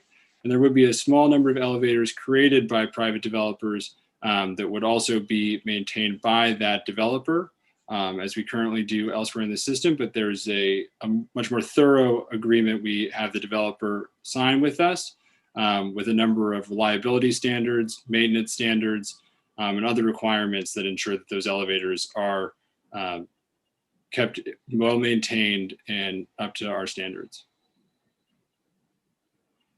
Thank you. Thank you. Tom Ryan? Tom, did you have a question? Yes, I have a question. I just had to get unmuted. Multi-part question, comments. First, besides elevators and escalators, do things like hydraulic platforms, stair chairs, and other forms of mechanical assistance, do they also apply? And can these units be standalone where room allows it and not be part of a building complex? That's question one. Sure, and I can, do I read all your questions or want me to answer one by one? I'll answer one at a time, so this way I don't have to go back. Sure. So generally, we expect the majority of the accessibility features to be built out by this to be elevators, but the text does not preclude any specific feature, any later addition similar to what you've mentioned as examples. Okay. The other question, I'm using Northern Boulevard Station, the what used to be the R and the G, I don't know what it is now, the R and the M. There's a city's building a high school there on the Queens borough side. And I'm wondering, with a city development like that, could they be required to put in ADA compliance in those subway stations there? It hasn't built yet. Right now, it's a healthcare facility for COVID, but they're building a high school there. Is this requirement also cover city buildings that could do this development for ADA? Sure, I believe the building does cover city buildings. There's no necessarily exemption for city buildings. So depending on the zoning, they'd probably be would have the easement requirement. And we're working right now with 2 buildings that are being developed by HPD on just a voluntary basis to have easements in their buildings that are adjacent to subway stations along the L line in Brooklyn. So we don't expect the city to have any particular objection to this requirement around its buildings. But would it do it though? That's what I'm asking. This is to be a perfect opportunity. The city's building a high school on what used to be a car lot, and it could easily be built. But would they do it? Yeah, with the easement requirement, developers have to come talk to us, and if we do need an easement on that site, we enter a discussion as was laid out in the slide Sarit spoke to. But they are in general required to give us the easement. There's not necessarily kind of an out provision, and we have a number of provisions that Sarit went over that provide relief from that space that would be used by the easement. So it's not a burden on the developer or the city in this case. Okay, my last question, and I'm referring to Woodside Station, 61st Street on the 7 line, which is an elevated station. They have both an elevator and an escalator there, which breaks down regularly, where it's, I've followed with people and they say, we can't keep fixing, we don't have the parts for it anymore, and we need to replace it. Now, is that something also that's going to be followed up on? So I heard most of your question, Tom. I didn't hear the last bit. It What was the question? Woodside Station, 61st Yep, Street, yep. elevated. It has a, and it's a Long Island Railroad there also. It has Mhm. an elevator on one corner, an escalator on another corner, but they habitually break down and stay broken down. And I've been able to talk to people. They say the elevator and escalator, they're so old, they don't have parts. They just sort of fix it to make it work again. And with this encompass upgrading, older structures that really need to be upgraded. I believe it Okay, would. but Tom, I don't think this is relevant to this conversation. Well, I think it is because it happens to Well, people in my neighborhood. So I know. I believe it would, Tom. Generally, it's for new improvements, but I don't know if I don't see a reason why it wouldn't help, with a capital replacement or things like that, or whether it replace, separately, kind of add a new escalator or elevator where the other one was beyond repair. okay, thank you for your answer. Mitch Waxman? Hi, and thanks for the presentation. I look forward to what are most likely going to be some increasingly granular discussions about this topic. What I'm going to say is the way that I'm feeling upon receiving this presentation, which is I am angry that I have to wait for ADA compliance for big real estate to come into CB1 and demolish our neighborhood and develop it away. Why do we have to invite big real estate into our neighborhood in order to have you fall into compliance with your ADA federal requirements? The way I'm hearing this is we're not going to get elevators unless this mechanism is used to pay for them. That's all I have to say. Sure. Thank Thanks you. for the comment, Mitch. If I can respond to that. So generally, so understood the frustration. With our capital plan, we're continuing to make stations accessible independent of this proposal with zoning for accessibility. That said, we are looking for zoning for accessibility and other provisions to help us, reach accessibility, not so much within CB1, but in other parts of the city, particularly around elevated lines. There are some areas where they're, without working with developers, there is actually, it looks to be extremely difficult, if not impossible, for us to get to ADA compliance with some of our stations, particularly because of those narrow gaps between buildings and our stations. So this program helps us to work in those situations to get that easement space where we can build the elevator and can make a station accessible, where we've had these missed opportunities where people are already building places that are adjacent to our stations. We don't expect this to create any new development or on any sites that weren't already planning to develop. We're just trying to harness development that's already planned and kind of, seems to be going forward regardless of this proposal, and use that to help us increase accessibility in our subway system. Thank you. Doreen Mohammed? Doreen? Yeah, this is me. Hi, everyone. So yeah, I just kind of wanted to escalate, like, what is, there wasn't really an answer given, like, what is the timeline to, and how are we going to guarantee that there are going to be elevators and actual public restrooms? Like, we have, like, the homeless and other types of crisis in New York City. People need access to bathrooms.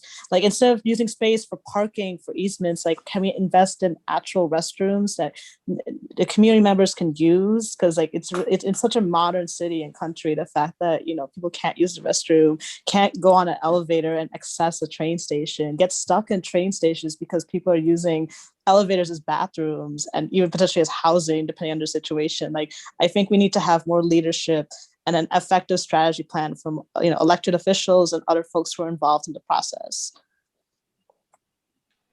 Sure. So go ahead, Howie. Sure. In terms of the parking, I'm not quite sure what is being asked, but generally the parking requirements are granted some leniency when we're taking a space for an easement, and that makes it difficult for a developer to meet those parking requirements. So that's generally why parking was mentioned in this discussion, and what that is. In terms of, separately with public bathrooms, that's not something that has been talked about as this proposal. It's been focused mostly on where we can make accessibility and general circulation improvements to stations. So I will say that it's not really addressed in this proposal. I don't think this proposal doesn't preclude anything from that, but it's not included in this proposal. Okay, just a question, because like restrooms are a part of accessibility, especially for folks who are disabled. Like they need to be able to use the restroom, and everyone should be able to use the restroom. So since we're trying to actually be ADA compliant and actually respect the legislation for once, how are we going to factor that in? Like I would like to hear some more specifics about that. Sure. So to be honest, I don't have specifics on that to share with you tonight. I will say there was a note on the first slide that I skipped over in the interest of time, but generally when we are talking about accessibility at large at the MTA, when we're mentioning accessible station, there are a whole suite of things that are included, but generally this proposal is focused on vertical accessibility within our subway stations, which is, one of the most complicated for us to attain generally. Thank you, Howie. Jerry Caliendo. Yeah, my question is, as we all know, the majority of the properties in Astoria are on 25-foot wide lots, especially along Broadway, where the 46th Street station is, Steinway Street. So my question is, has the MTA studied the sites along at the stations that were highlighted in the presentation? I think there's about 9 of them approximately. And I believe the adjoining properties are like 25-foot wide. So it's almost virtually impossible, unless someone knocks down 3 buildings, to put an elevator within the building. So has the MTA studied those train stations and the properties adjoining them to see the viability of this legislation, how it applies to this community? I mean, we're only talking about 9 in this case, and if it's even viable. And if it's not viable, then what's the plan of the MTA? Are they going to go forward and put an elevator on the sidewalk and go down? That's my question. Sure. So to answer that, answer the second part first, generally, at all of our stations, we're not going to use zoning for accessibility, and we're not going to necessarily wait for a building to open up and develop and use an easement. Development in New York City is just so unpredictable that, there's no reason for us to do that. So for example, at the stations we mentioned, Broadway, Steinway, Northern Boulevard, and Queensboro Plaza, we're going to be moving forward with those improvements under our current capital plan, regardless if there's any change based on zoning for accessibility moving forward. In terms of specific lots, I think Sarit was just going to bring up that last slide, which shows kind of the analysis that's been done at each of these stations. And I'll let Sarit speak to it a little bit more, but generally here, the blue is showing where it's within 50 feet and it is in the, zoning district that would allow this. I don't believe this is accounting for lot size generally, but I'll let Sarit speak a little bit more to this, because we are doing this kind of station by station look at things. We're not making any determinations based on it, because zoning lots, do change, as you're mentioning. Someone could, try and put up a bigger building on 3 smaller lots. As I said, development is so unpredictable that we don't want to, we're not precluding anything, but we are looking at maps kind of at this level. And I'll let Sarit add to anything she wants to. You're muted, Sarit.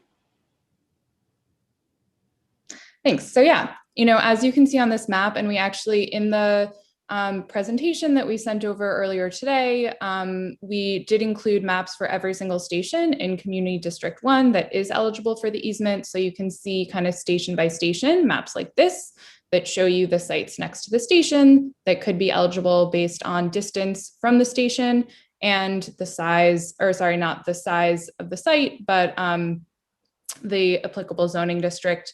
And, you know, development is variable, as are the zoning lots, as Howie said. So, you know, we do expect that this can change over time, but this is sort of our initial best guess at the types of sites that could be eligible. And again, this is illustrative, but really through that process triggered by building plans being filed, we would kind of get into the details and better understand where it would be required or needed.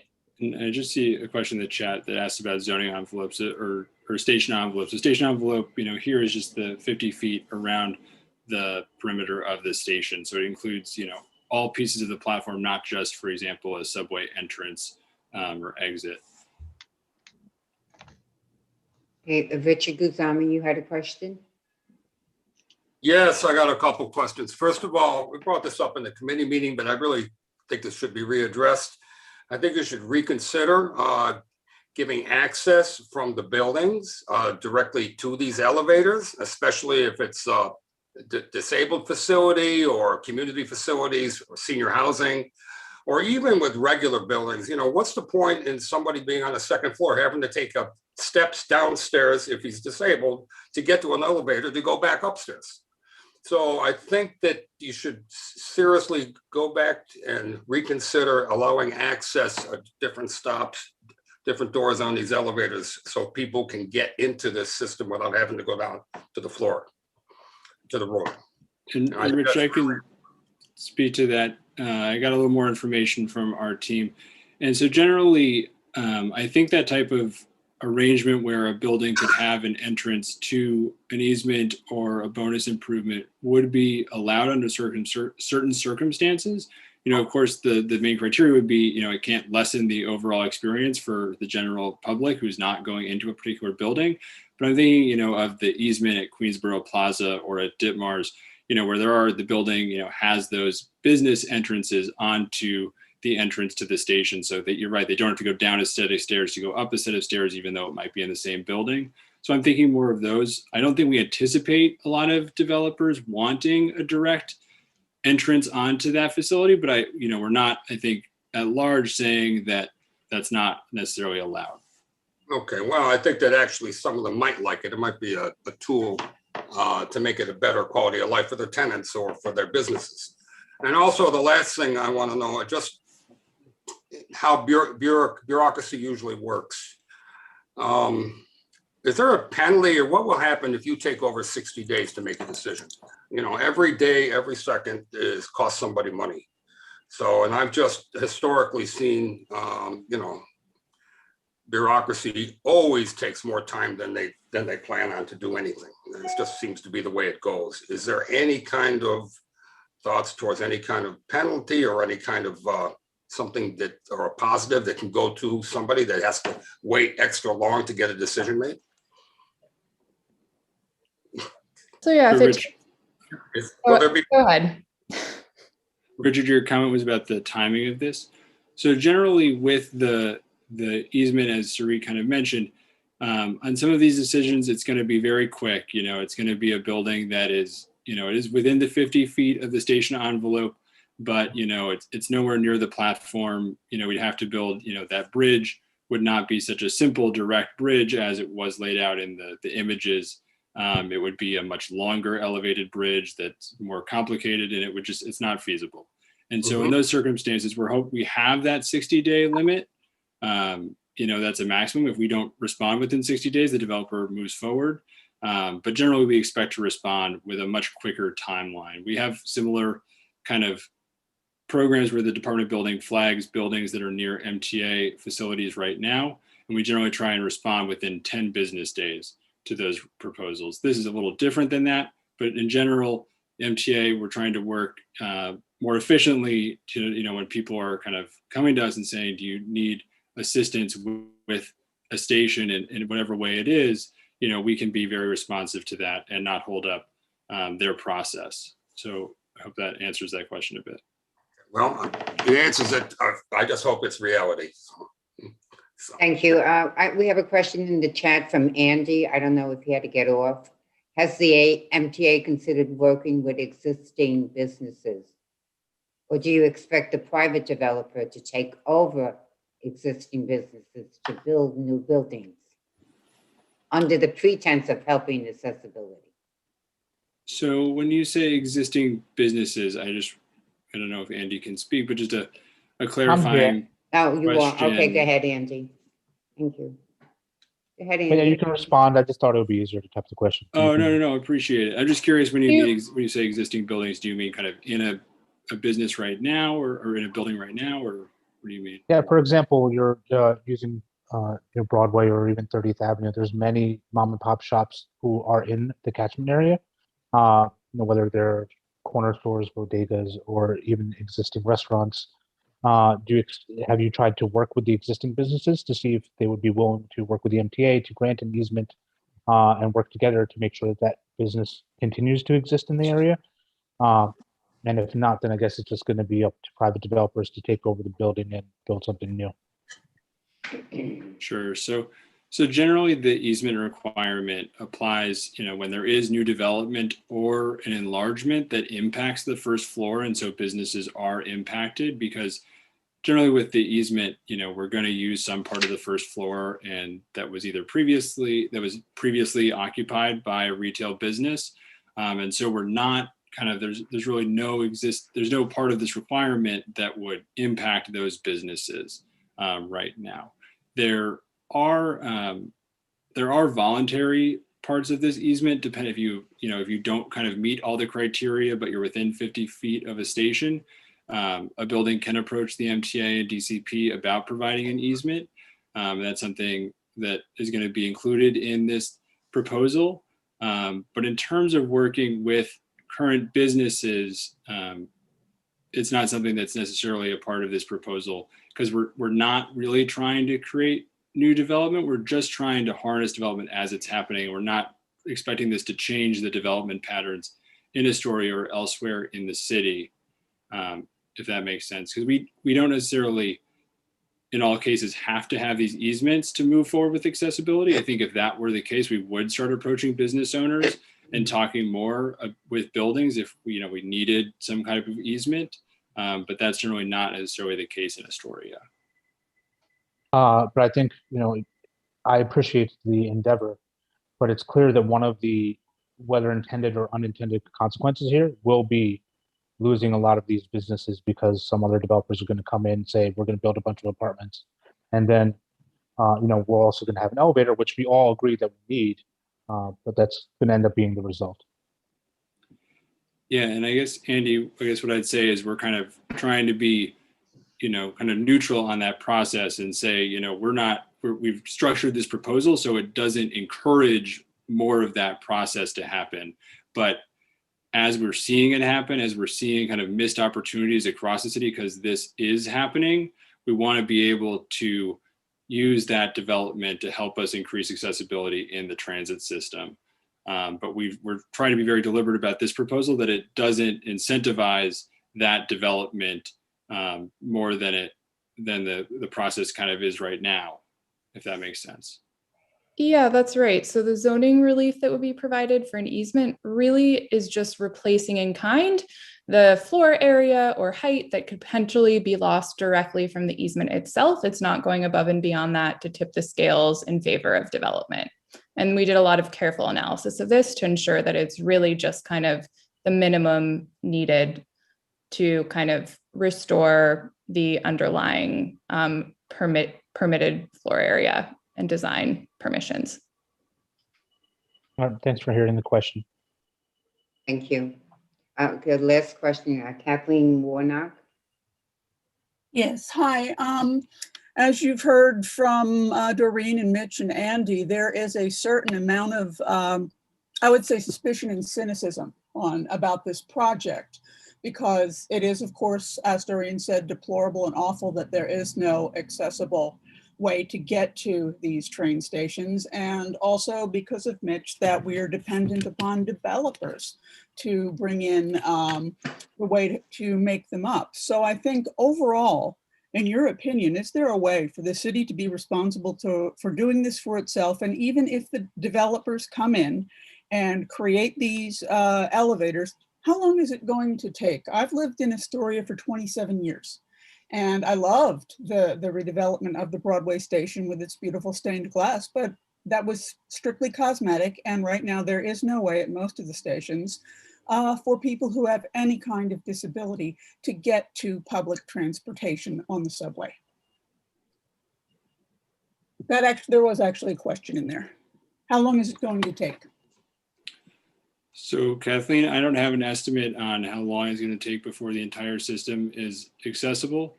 If this proposal goes through, I think that would certainly speed up that timeline, and that would help us get there much more quickly. As I mentioned, we're continuing to make more stations accessible. In our latest capital plan, we committed over $5 billion to make 77 MTA stations accessible, including 4 in the Community Board 1. And so we're going to kind of continue hammering away and making more stations accessible as quickly as we can. But we're not just relying on that funding that we have, that $5 billion. We're continuing to explore tools like zoning for accessibility that can expand on zoning tools that already exist, make them more effective across the city, and hopefully speed up that process. Thank you. So I understand, Elizabeth, I'm going to close this hearing item now. There will be no vote on this, if I'm understanding correctly, Elizabeth. Yes, Chair. There will be no vote tonight. Correct. There seems to be more questions. Perhaps the board members would like to view the next land use meeting or bring forth more questions if they have them. As we're not voting tonight, is that right? Correct? And Chair, I just wanted to ask a question. I know there's a member of the public who was here tonight who also was at the committee who wanted to speak on this proposal. I don't know if you're going to allow public speakers on this. Well, you can make a comment. Of course you can. I don't think Dan, is it Dan? Yeah, yes, I have a question. No, it's not Dan who I'm speaking to right now. Oh. I believe it's Christine Serginian. Okay, Christine, do you have your hand raised? Yes. Okay, Christine, go ahead. Okay, hi. So I know many of you, I work on accessibility extensively in the community. I'm a parent to 3 young kids, and I just wanted to say a little bit about this because I've been following it very closely. My role is really to push the MTA on accessibility. So I want you all to know that as I'm speaking about this, I share many frustrations and my role is really pushing them. So I think I have 4 points. And the first is that, this is a practical, faster, innovative way to get this done. I completely support the plan. 4 are supposed to be done by 2024. And this is just a way to not repeat what happened on the NW line. I think we all agree that was a huge miss. And if we need space proactively allocated through these easements, it's just saving us space, in our community for these elevators in the future. Hopefully, then we won't have to delay anything when the MTA comes back and wants to do it. I think that's huge. And then second, money is tight, right? So the New York State is always diverting money. So yes, these 4 are in the capital plan, but anything outside of the capital plan, if developers want this bonus to build, let's just get this done for our community's accessibility. And that's the third point. I think it's about our community, it's quality of life, the demographics of our community. We have so many people who are disabled, seniors, parents with young kids. Most of us use public transit. We have one of the biggest school districts. We have hospitals. We're having a big senior development on Broadway. For Upstand, our most attended rally in 6 years was one here in Astoria. Parents came out, like 60 something people, And I just want to say, I think, you know, if this is approved, our residents are really involved in this process and we can hold people accountable.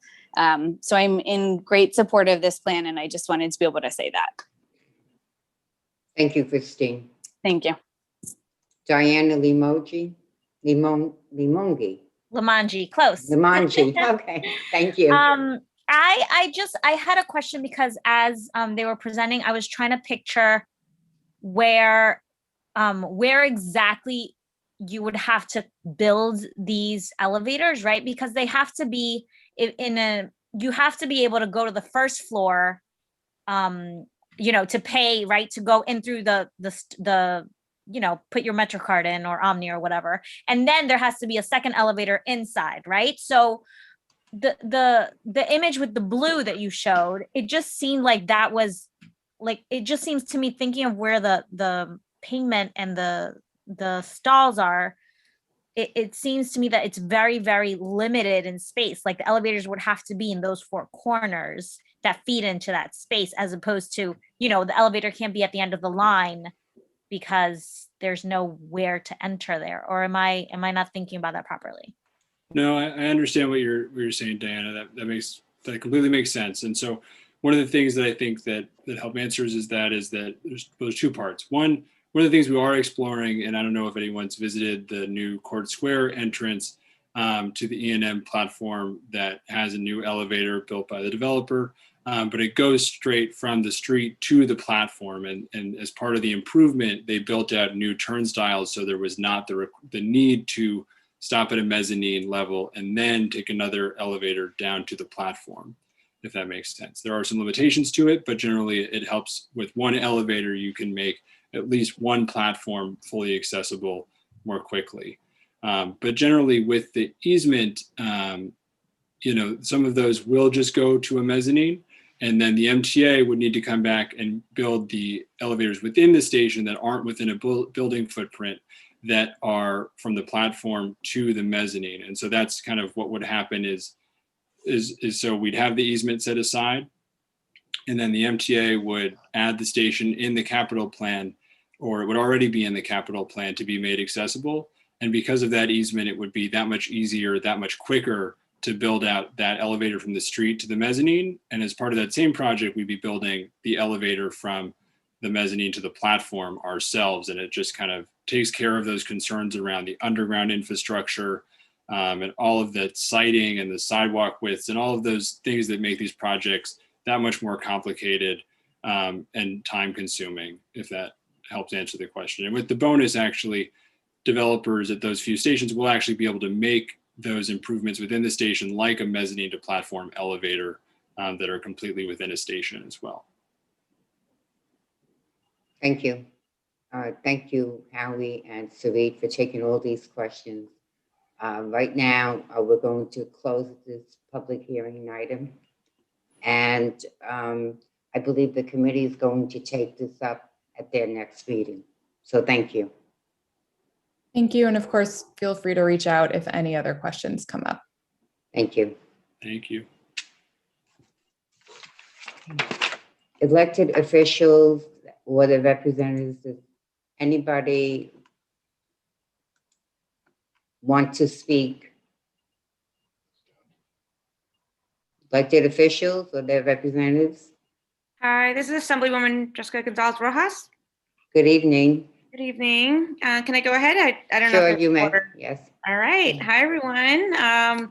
I too also want to welcome all the new members. There's some really fantastic folks, and I know many of them. I also want to wish folks a happy Ramadan, happy Nepali New Year, happy Earth Day. So, as you know, there was a fire it's actually in CB3, but many of you may know folks who have been impacted by that fire. So I just wanted to share that we're working closely with the Queensborough President's Office and the local council member and the other state assembly, the state senator, Jessica Ramos as well, to support those families. In terms of COVID-19, I work very closely with Assembly members Aubrey and Assemblywoman Cruz as well as the borough president, to call upon the mayor to open additional vaccine sites. So you may have seen that Queens Center Mall is now open. They're using a Moderna as the J&J vaccine has been paused. So that site is available. If you need assistance in getting vaccine appointments, please feel free to contact our office. Oh, by the way, I have my colleague, Melina Grisales. She's our district director on this Zoom. So she'll be putting in information to share as I speak. Want to let folks know that the Housing Hardship Forms for the COVID-19 Emergency Eviction and Foreclosure Prevention Act are still available up until May 1st. This is for foreclosures and evictions for both homeowners and tenants. The New York State budget passed additional housing relief programs. They're not yet set up in place. So I imagine there could be an extension of this program, but we'll make sure to let folks know as those programs get rolled out. And just some exciting news. We're coming out of Albany last week with one of the most progressive state budgets in history. So just a few key highlights. I hear there's a lot of parents on this Zoom. So we are fully funding schools over the courses of the next 3 years. That's from a decision back in 2006 in which it was deemed that the state was not equitably funding New York City schools. So I'm thrilled to share that we're finally have a hard commitment on that, and we'll have a 3-year phase in. We also advanced an excluded workers fund, which provides for $2.1 billion for excluded workers. So these are folks who have been like front lines, but have not received any pandemic assistance. They received no stimulus, no rent relief, no unemployment. And these are our immigrant New Yorkers who pay $1.1 billion in taxes and $1.4 billion into our unemployment insurance fund. So it's much deserved, a hard one to fight. And just so you know, these programs, just because the budget passed, now these programs have to go to the Department of Labor and get, set up. So we won't yet be able to distribute the funds. But again, as I continue to join you all, I'll let you know these programs are available and how folks can apply. We also passed rental assistance for $2.4 billion in emergency rental assistance. And then over $1 billion in small business aid. We know our community is full of amazing small businesses that need our support. So we passed $1 billion in small business aid. That also supplements some of the federal aid out there. And $35 million is in restaurant return to work tax credits for eligible independently owned restaurants in New York City. Also, we were able to build a new tax structure that is estimated to generate $3.5 billion in the next fiscal year, and in this fiscal year, and then $4.3 billion in the 2022-2023 fiscal year, by taxing the most wealthiest people. So still a lot more work to do, but we're really thrilled to have passed that.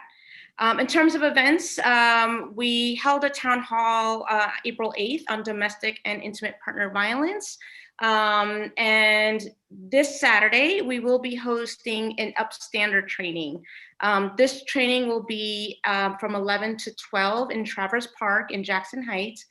The inspiration behind this training is recognizing that our Asian siblings have been attacked over the course of the entire pandemic, quite frankly, but most recently there's been an increase in attacks, and we want to move from sort of action, like words, to actual action. And the upstander training provides the tools and resources for folks to be able to safely intervene when they witness discrimination or violence. So Melina will share a link with more information on that. And we're just here to support you, here to help. We've been taking tons of constituent calls. Our office speaks English, Spanish, and Bengali. And if there's other languages needed, we can certainly figure out support. But Melina will put our contact information in the chat. We're not encouraging in-person meetings yet because, we're still in a pandemic and we want to remain safe. But certainly call our office or email us and we can set up time to assist. And we have PPE and hand sanitizers in our office. So if folks have businesses or want us to drop it off, we've been doing drop-offs throughout the district. So I only have a couple of blocks in CB1, but of course you're part of our district and we want to make sure to connect with you all each month as we share what's happening. So That's Thank all you. on my end. And Thank you for so being much. here. Yeah, thank you. Thank you. Danielle Damington. Danielle, you're muted. It's her mother, it's Deborah. Marie. Oh, that's right, Deborah. I'm sorry. You're Oh, looking my younger every day. Ah, I like that. Okay. I just want to say hello, everyone. This is Deborah Barrington. I'm here on behalf of Councilmember Van Bramer with some updates from the past month. With COVID-19 cases in CB1, while COVID-19 cases in CB1 are still very much present, with rates of 5.05% in parts of the district. That's including our entire district. Remember to keep social distancing, wearing your mask, get tested, and schedule your vaccination appointment as soon as you can. I would like to welcome all of the newly appointed and reappointed members of CB1 on behalf of Councilmember Van Bramer. We look forward to working with all of you and serving this district. The council member joined Councilmember Landa and advocates calling on the speaker to hold a vote for paid sick leave expansions for gig workers. Gig workers have delivered food, kept our streets clean, ferried healthcare workers to and from work, keeping our city running, and we need policies that create a city that works for all. Also, in March, the council member met with Queens Public Library President Dennis Walcott to discuss library projects throughout the district. Our office is working closely with Queens Public Library to help improve our libraries and their services. Last week, the City Council just released its response to the mayor's proposed fiscal year 2022 city budget.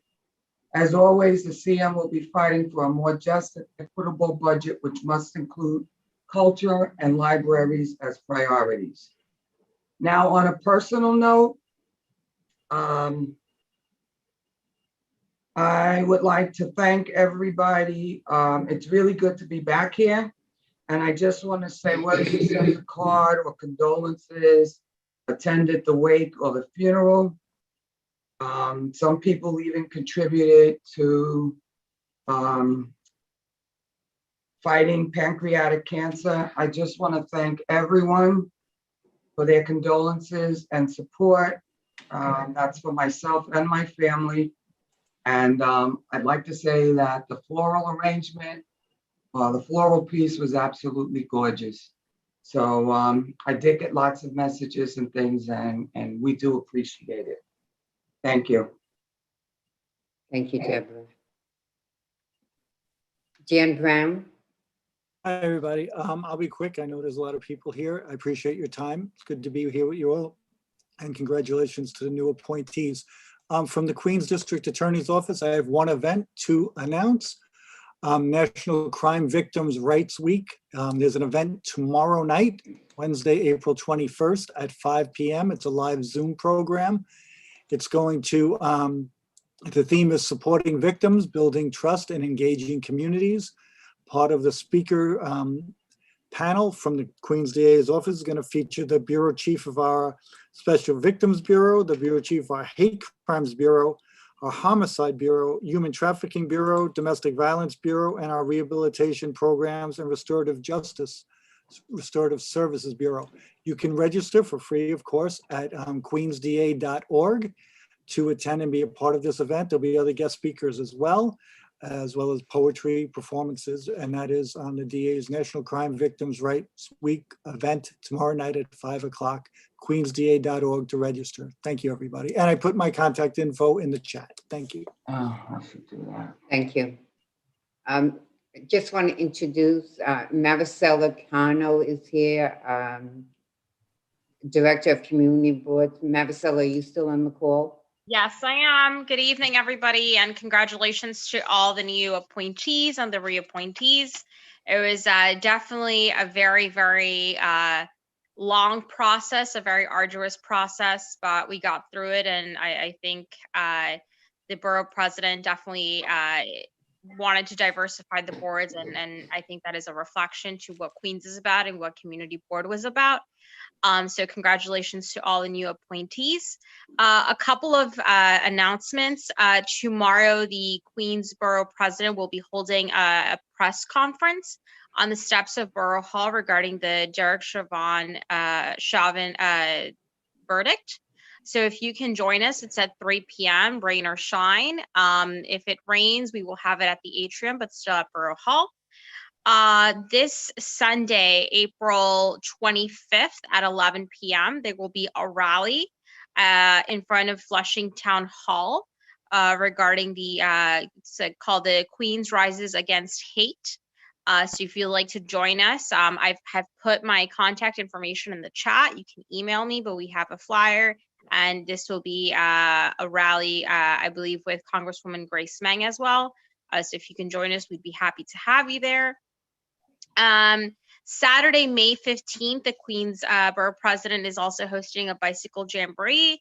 It's basically just a big bicycle event. There will be a raffle for a bicycle, helmets, bicycle etching will be done, and safety lessons will be provided. And last but not least, I know we are trying to coordinate with all the community boards, but we are definitely looking to stop by each community board as part of this process, get to meet all the district managers, all the chairs. So more information will be coming up shortly. We definitely would want the borough president to meet all the new appointees in person if permitted. If not, do a socially distanced meetup at the community board, but more information is to come and we'll be in contact. But thank you, everybody, and have a great night. We look forward to having you here, Mavisela. Thank you. Thank you. Jessica Shabowski. Hi, folks. Thank you. I just have a few announcements, a couple of things I want to highlight about the vaccination rollout. But first, yesterday, the mayor announced his opposition to NRG's Astoria power plant proposal.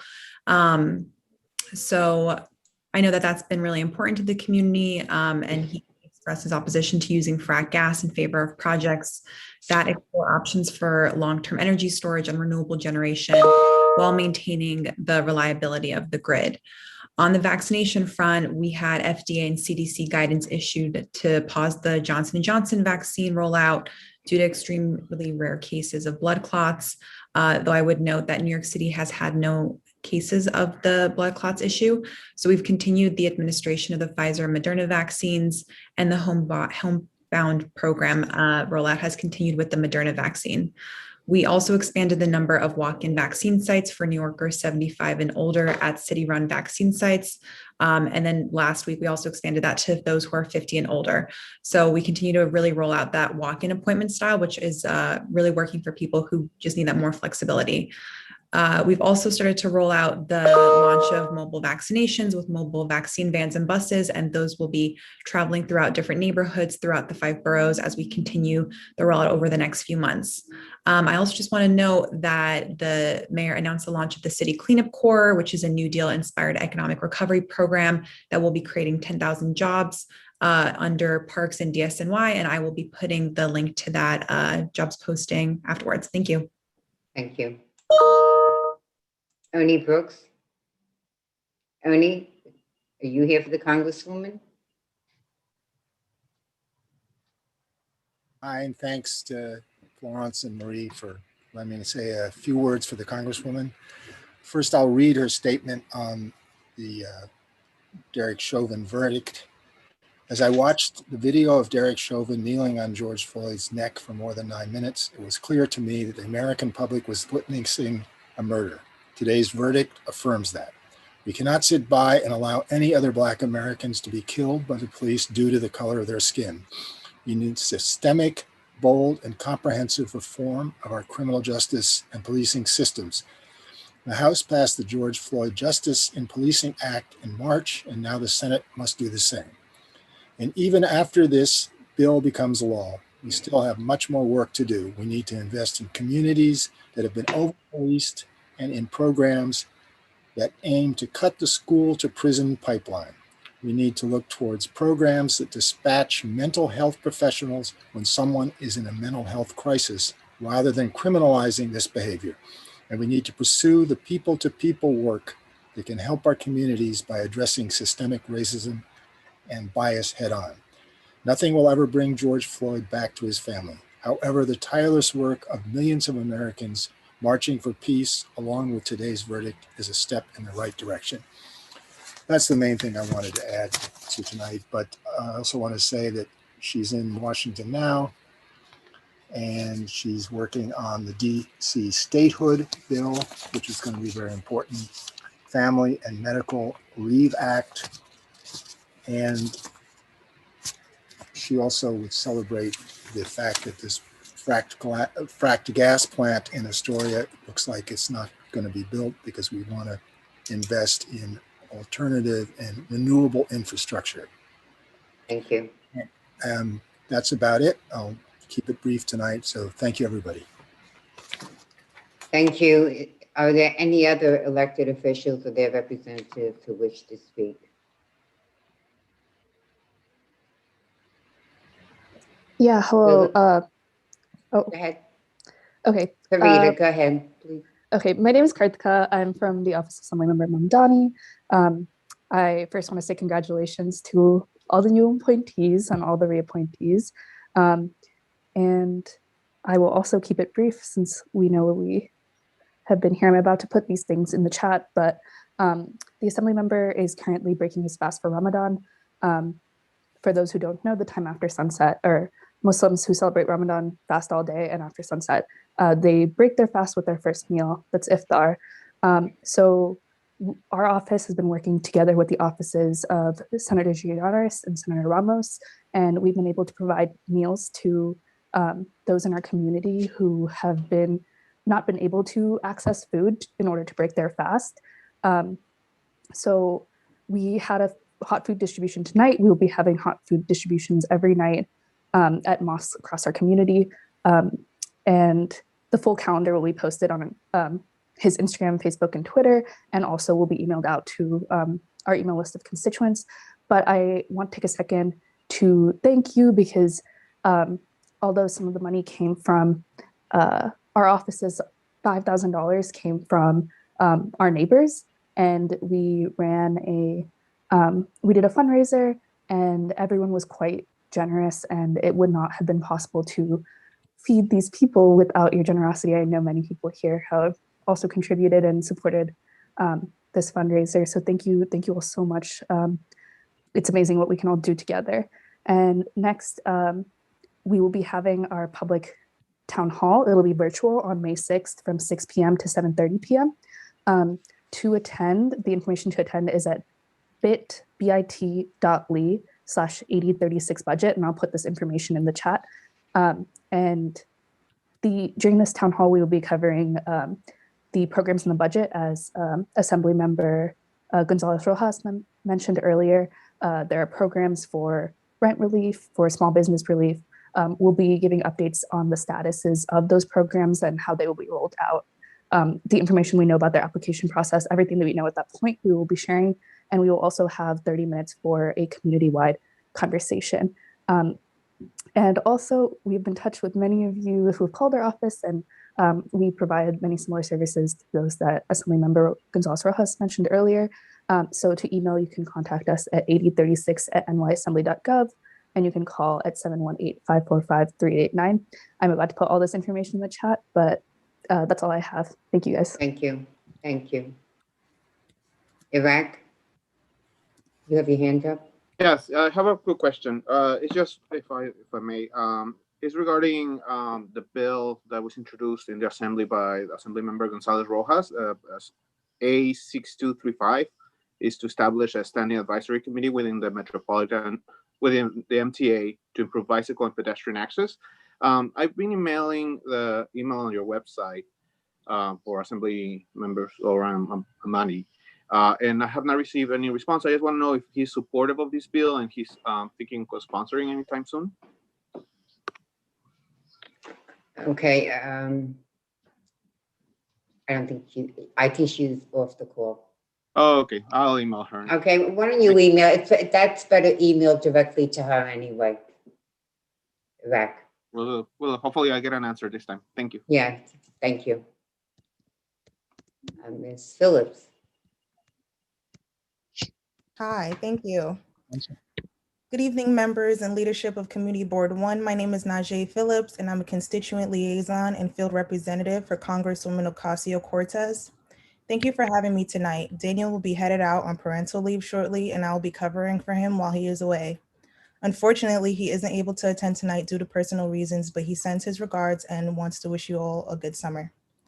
The Congresswoman will be hosting her monthly town hall this Friday, April 23rd at 5:30 p.m., and she will be discussing the Green New Deal and FEMA's Funeral Assistant Program. She will then take questions from the audience. If you would like to attend, I will send a link in the chat. We also send out notifications about upcoming events, including our monthly town halls, through our mailing list. If you aren't already signed up for the mailing list, I will share a link in the chat. Over the past weeks, our office has been collecting proposals for community projects to be included in this year's appropriations package. The request will now undergo a vigorous screening and vetting process to ensure the request our office submits to the Appropriations Committee meets the needs of New York District 14 and are of the highest ethical standards. Each member is allowed to submit 10 requests, which will be posted on our website by the end of this month with a summary of the request, an explanation of why it will be good use of taxpayers' funds, and a signed certification from the Congresswoman ensuring no financial interest in the project for herself and immediate family. Last week, Representative Ocasio-Cortez amendment passed the House floor alongside H.R. 7, Paycheck Fairness Act. The amendment would fund a bias training program for employers.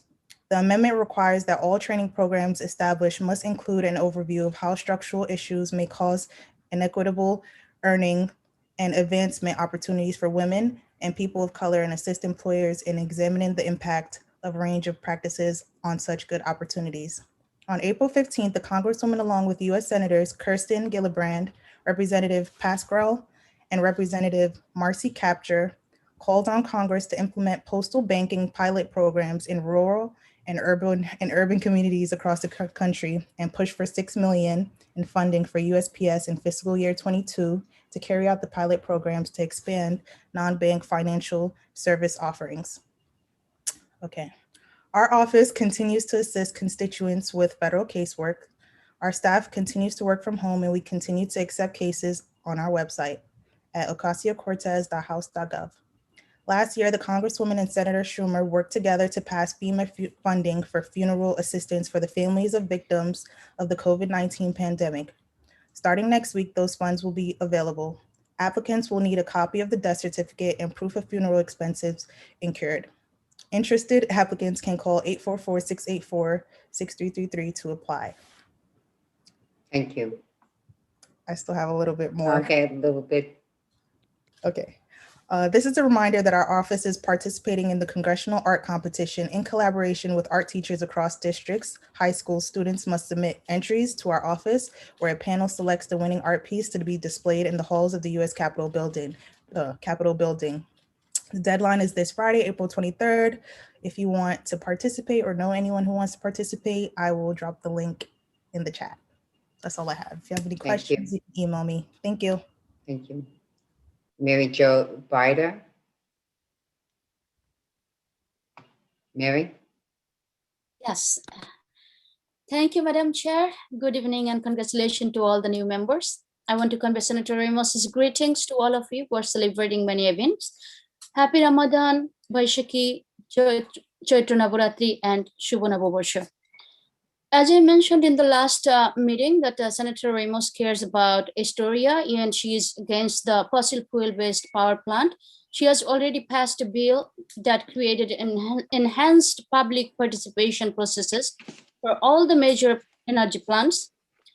The NRG plant does not meet these new requirements. Senator Ramos is also introducing another bill, S5939, known as the Clean Future Act, to ban permitting of any future fossil fuel plant.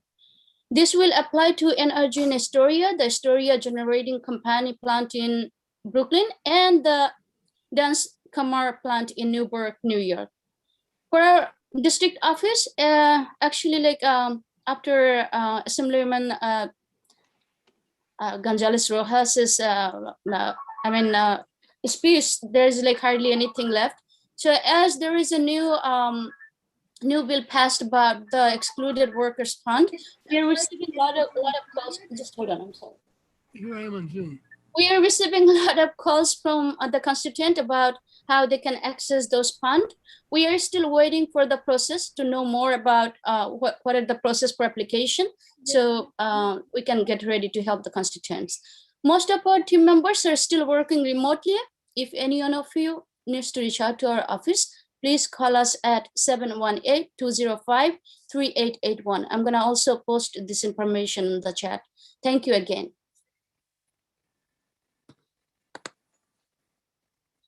I'm muted. Frank Perez. Frank. Hi, good evening, everyone. Thank you for the opportunity to provide updates related to City Council District 22. My name is Frank Perez, and I am speaking on behalf of the Community Engagement Division at the New York City Council. As you know, this council seat is currently vacant following the departure of former council member Costa Constantinides.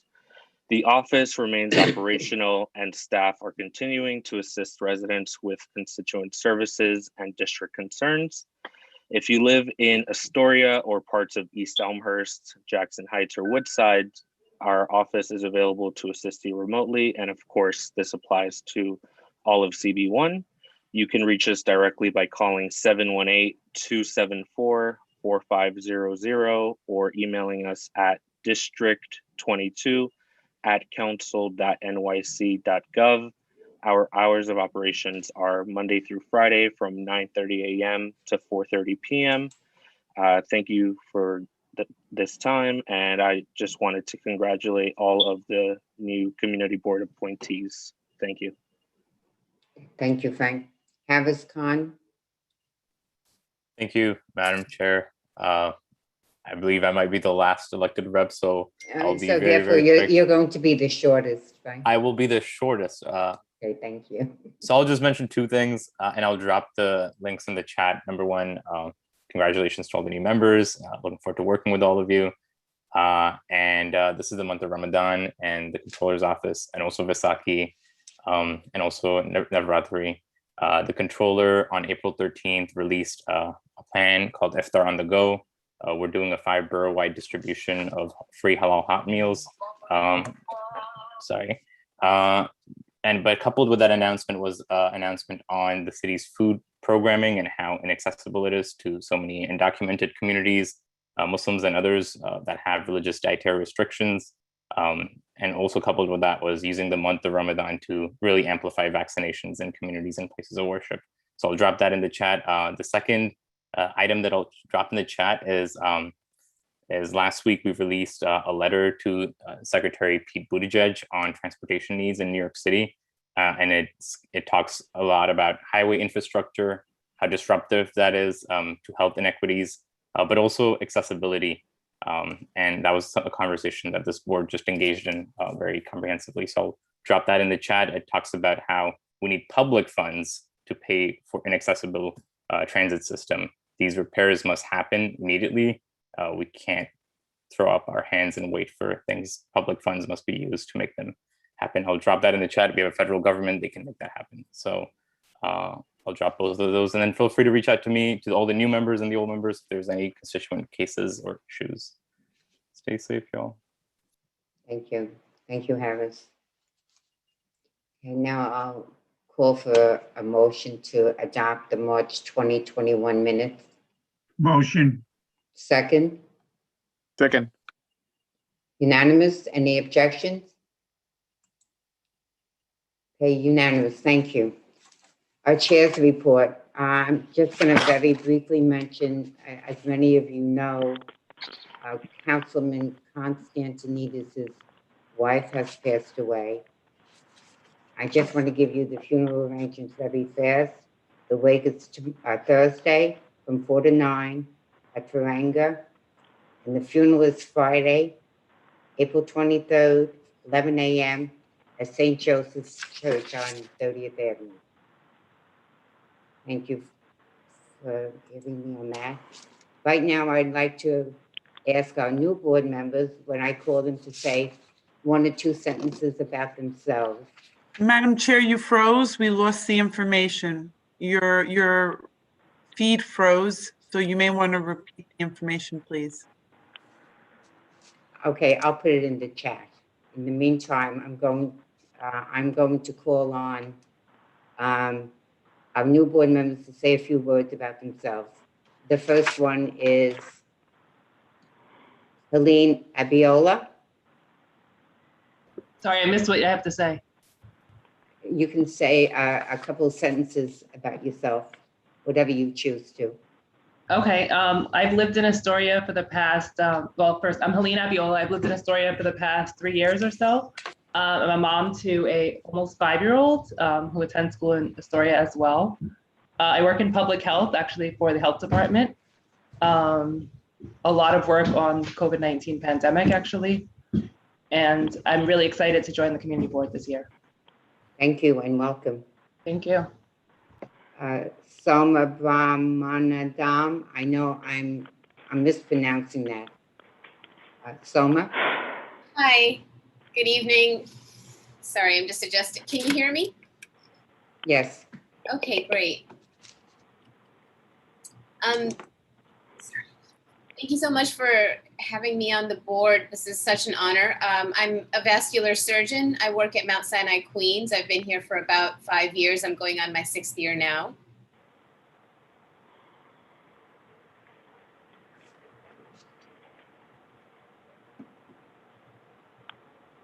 Soma, are you finished or did we lose you? Sorry, yes, I live in Astoria as well, so I'm very interested in the Health and Human Services Committee, but I know that right now we're waiting for committee assignments. Okay, thank you and welcome. Thank you. I'm Amir Kobe. Kobe? Hey everyone. Yeah, it's Amr. Rhymes with Amr. Com. Yeah, of course. Nice to meet everybody. My name is Amr. I lived in Astoria about 10 years ago and spent 10 years trying to move back because I love this neighborhood.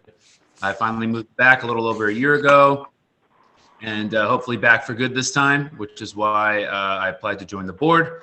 Very excited to be doing this. I work for the New York Public Library and looking forward to work with everybody. Thanks. Thank you and welcome. Thanks. Christina Lastres. Hi, I'm Christina. I've officially lived in Astoria for 6 years now, but I actually live in the house that my great-grandparents bought in 1936. So have strong roots in Astoria and I absolutely love it here. I'm so happy to be on the board and I work at MasterCard and I'm excited to be working with all of you. Thank you and welcome. Diana Limoji. Lamanji, close. Lamanji. Hi, everyone. I'm hungry. Good evening. My name is Diana. I was born here and I've lived here my whole life with the exception of 3 years that I was abroad. I am very happy to be living here and raising my kids here. And I am very excited to be working with all of you. And what I do, I work in advocacy, and right now I'm focusing a lot on childcare. I do a lot of national and state advocacy for childcare. So yeah. Thank you and welcome. Chelsea Lopez. Hi, everyone. My name's Chelsea Lopez. I'm a public defender and a lifelong Astoria native. I'm really excited to be here and work with everyone. Thank you and welcome. Doreen Mohammed. Hi, everyone. Doreen here, born and raised in Queens, just trying to help the community out. Honored to be on the board. Thank you. Thank you. Brian Romero. Good evening, everyone. Buenas tardes. Brian Romero. I use he, him, his pronouns. I've lived in LIC now for about 13 years, but I've lived in LIC for longer. I currently live in Ravenswood in the NYCHA complex, but grew up in Astoria and lived there for a couple of years. My background's in social work. I trained as a social worker and as a psychotherapist, but went on to do policy work, much like you, Diana. So we should talk at some point. And I currently serve as Chief of Staff to Assemblymember Gonzalez Rojas, but this is my CB hat. So congratulations to all my fellow CBU members, and thank you for having me. Thank you and welcome. Rosemary Yelton. Hi, everyone. My name is Rosemary Yelton. I'm a master's level social worker in Long Island City, and I actually live in Astoria. I work with folks who are experiencing homelessness in our city, and that is a deep passion of mine, helping those folks up and helping our communities out as well, and introducing new bridges to bridge those gaps and divides that can sometimes happen. I'm also clinically trained as a social worker and therapist, and but I do not do that professionally at this time. So that's me. Thank you and welcome. You will all be getting your committee assignments by the end of the week, so thank you for your patience on that. But welcome. We're so happy to have so many new, energetic board members on CB1. So thank you. Florence? Florence? Hi, everyone, and welcome. It's wonderful to see so many new faces out there. I'm going to use 2 4-letter words, and they're not the 4-letter words that you might be thinking of. I'm going to use the word hero and the word love. Costa Constantinides has been a hero to our community for a very, very long time, and right now he needs our love. He just lost his partner in life, and he has been there to advocate for us. So I'm just hoping that you'll all say prayers for him. He has been a true champion of our community. He has improved our community in every way, shape, and form possible, from helping with Mount Sinai Hospital to all of the parks in our district. So please keep him in your thoughts while he's going through this difficult time. Thank you all for becoming new board members, and I look forward to working with you. Feel free to call the board office anytime. I'm here for you. Committee reports. Rosemary Proveroma, Airport. Thank you, Madam Chair, and welcome to all the new board members. This is an update on the LaGuardia Airport redevelopment, 60% of which a whole new LaGuardia is now open. Terminal B arrivals and departures hall opened in June 2020. It is a most significant milestone to date. Phase 1 of Terminal B, Western Concourse, opened in August 2020. Steel erection completed for Terminal C, arrivals and departures. The hall in July 2020, expected to open in 11 to 12 months.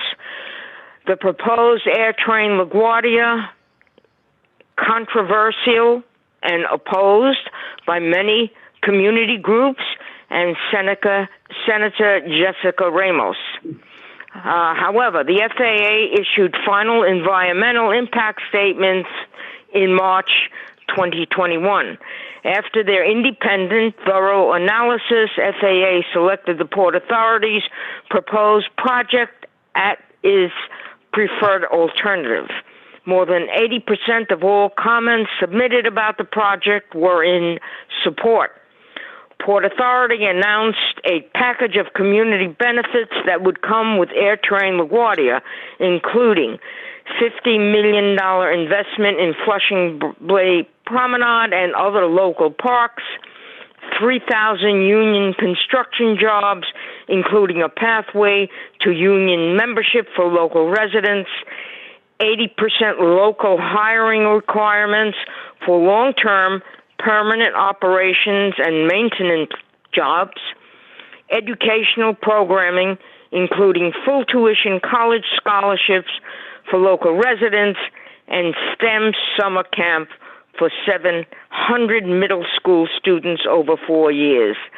The project is a $2 billion project, and it was proposed by Governor Cuomo. There goes my report, madam. Thank you, Rosemary. Thank you. Consumer Affairs, Andy, are you pinch-hitting once again? I am. Good evening, everyone. Pardon me, I was trying to sneak some dinner, like I'm sure many of you guys are too. I am Andy Aujala. I am the former chair of the Consumer Affairs Committee, but subbing in for Eric Mouche for the last several months. I echo Florence and Marie's sentiments regarding Costa. He has been a great leader for our community, and I can't imagine how devastating it is for him and his son. And also welcome to the new members. On April 16th, you received an email which included the Consumer Affairs spreadsheet. This is a spreadsheet of the liquor license applications from the last month. Just so you know how it works, we review the applications for the last, usually a business will renew them once every 2 years, or new applications for businesses in the district. We also ask the businesses to sign stipulations. These stipulations are generally a restatement of the law, such as hours of operation, having specific security if they're a large establishment, or making sure they don't function as an adult establishment, but say that they're not and they're like a coffee shop. We also review all the applications with the 114th community district or the 114th precinct to make sure that there weren't any major complaints against any specific businesses that are going to be renewing. We had a meeting last week, actually, on April 13th, where we invited one such business, Cafe Balthazar. They are located on Broadway and about 43rd Street, if I remember correctly. They had a fair amount of complaints over the last year or so. However, they've been functioning with the same ownership for about 5 years prior to that. And we, as a committee, discussed all the relevant changes that needed to be made to make sure that these complaints don't occur again. And these were a large amount of 311 calls related to noise, and also some 911 complaints, some of which were COVID related. For example, operating during hours that COVID was not permissible.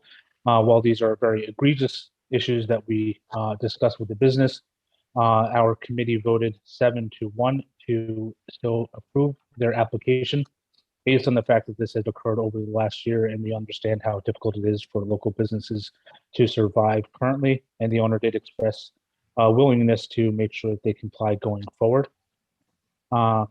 In light of this, we hope that you have reviewed these applications, and I ask for a motion to approve of these stipulations. And just so you know, there's a relatively small amount of businesses who enter into the stipulations now. We've been doing this for about 4 years, so many of the businesses already have active stipulations. There's only a handful that we are asking for approval, and hopefully someone will make that motion, and there are no objections. And Motion. Thanks. Are there any objections? Who made the motion, please? Amin Mehdi.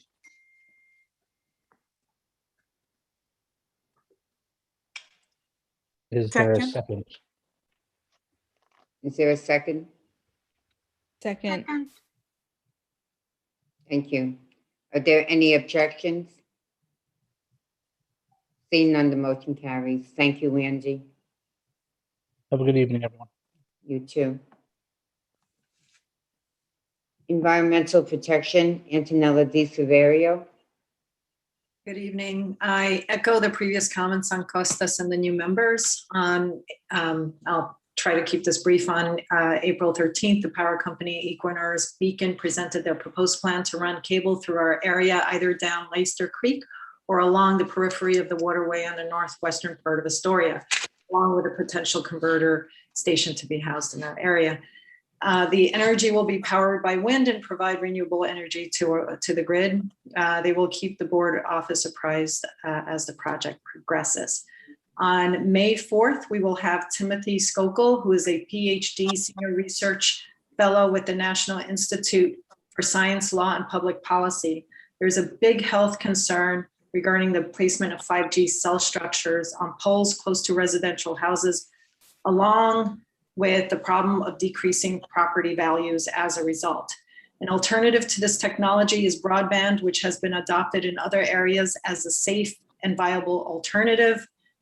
Tim will discuss the various reasons why this is safer and more reliable. And it is our responsibility to make sure that any technology that is exposed to our community is proven safe. There are many studies that show that 5G is not safe and actually detrimental. It would be great if anyone that's interested in this topic to make the meeting and have your voices heard. Again, that's on May 4th at 6:30 p.m. Thanks again. Thank you, Antonella. Health and Human Services, Judy Chilavas. Again, my condolences to Costa and his family, and welcome to all the new members. On March 23rd, with the Health and Human Services Committee had a meeting.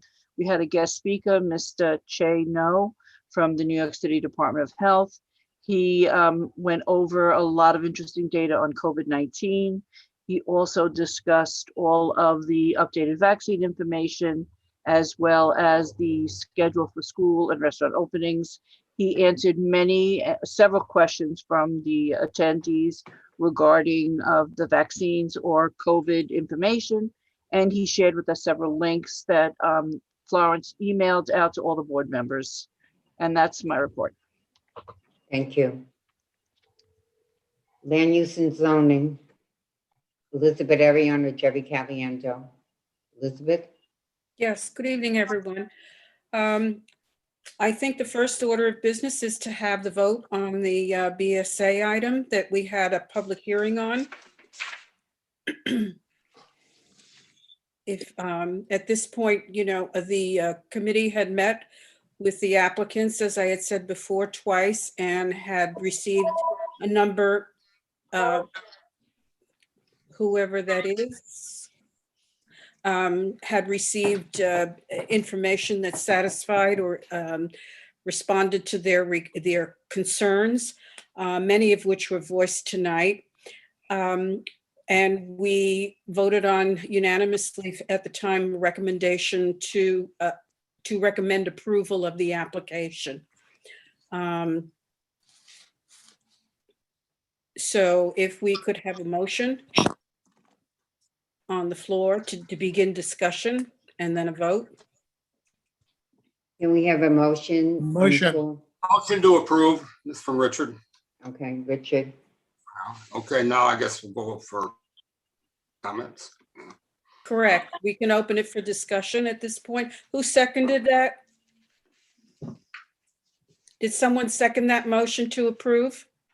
Second. I'll second it. Jerry Caliendo. Thank you. Can I start with a comment? Yes, sir. Yeah, initially, as you know, I voted to approve this, but I know that even from the first meeting, I was somebody that was always not completely comfortable with the fact that they didn't dress the rear of the building and the people that are living behind them, particularly directly. They did come back and they did address it again, and they did do the outreach. Now, from the when is exactly this due? When do we have to have a vote to BSA? I can respond to that. BSA, I have to admit, I have to tell you, takes a very long time between the time that they receive the applications and they actually begin to have their hearings on it. They do an intensive amount of research and review on all of the issues related to the findings that they are required to make. The applicant is responsible for responding to those findings and proving that, the application doesn't create a hardship. It isn't a self-created hardship. It isn't. There are 5 of them listed at this point. I can't recall them all. But to answer your question at this point, it takes a long time. So we do have time to bring this back to discussion at the Land Use Committee, if that's the point you're trying to make. Yeah, what I'm saying is I think that we should give them a chance to do some outreach with the neighbors and come up with a way to mitigate these issues. I think we're all in favor of doing everything we can for education. I think that also we're all in favor of making sure that this facility is ADA compliant.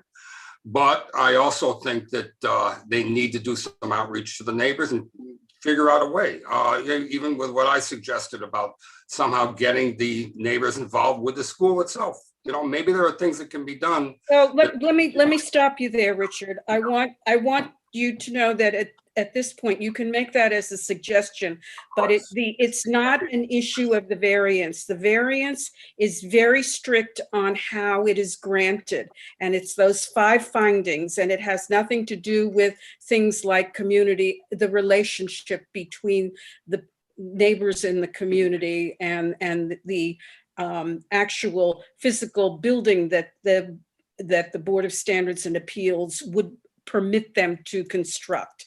So it's a very legal situation that we're dealing with, and not the social end of it. We can do something to make suggestions between the church and the neighborhood, but not with the BSA mandating that they have that kind of relationship. It's Can I say that?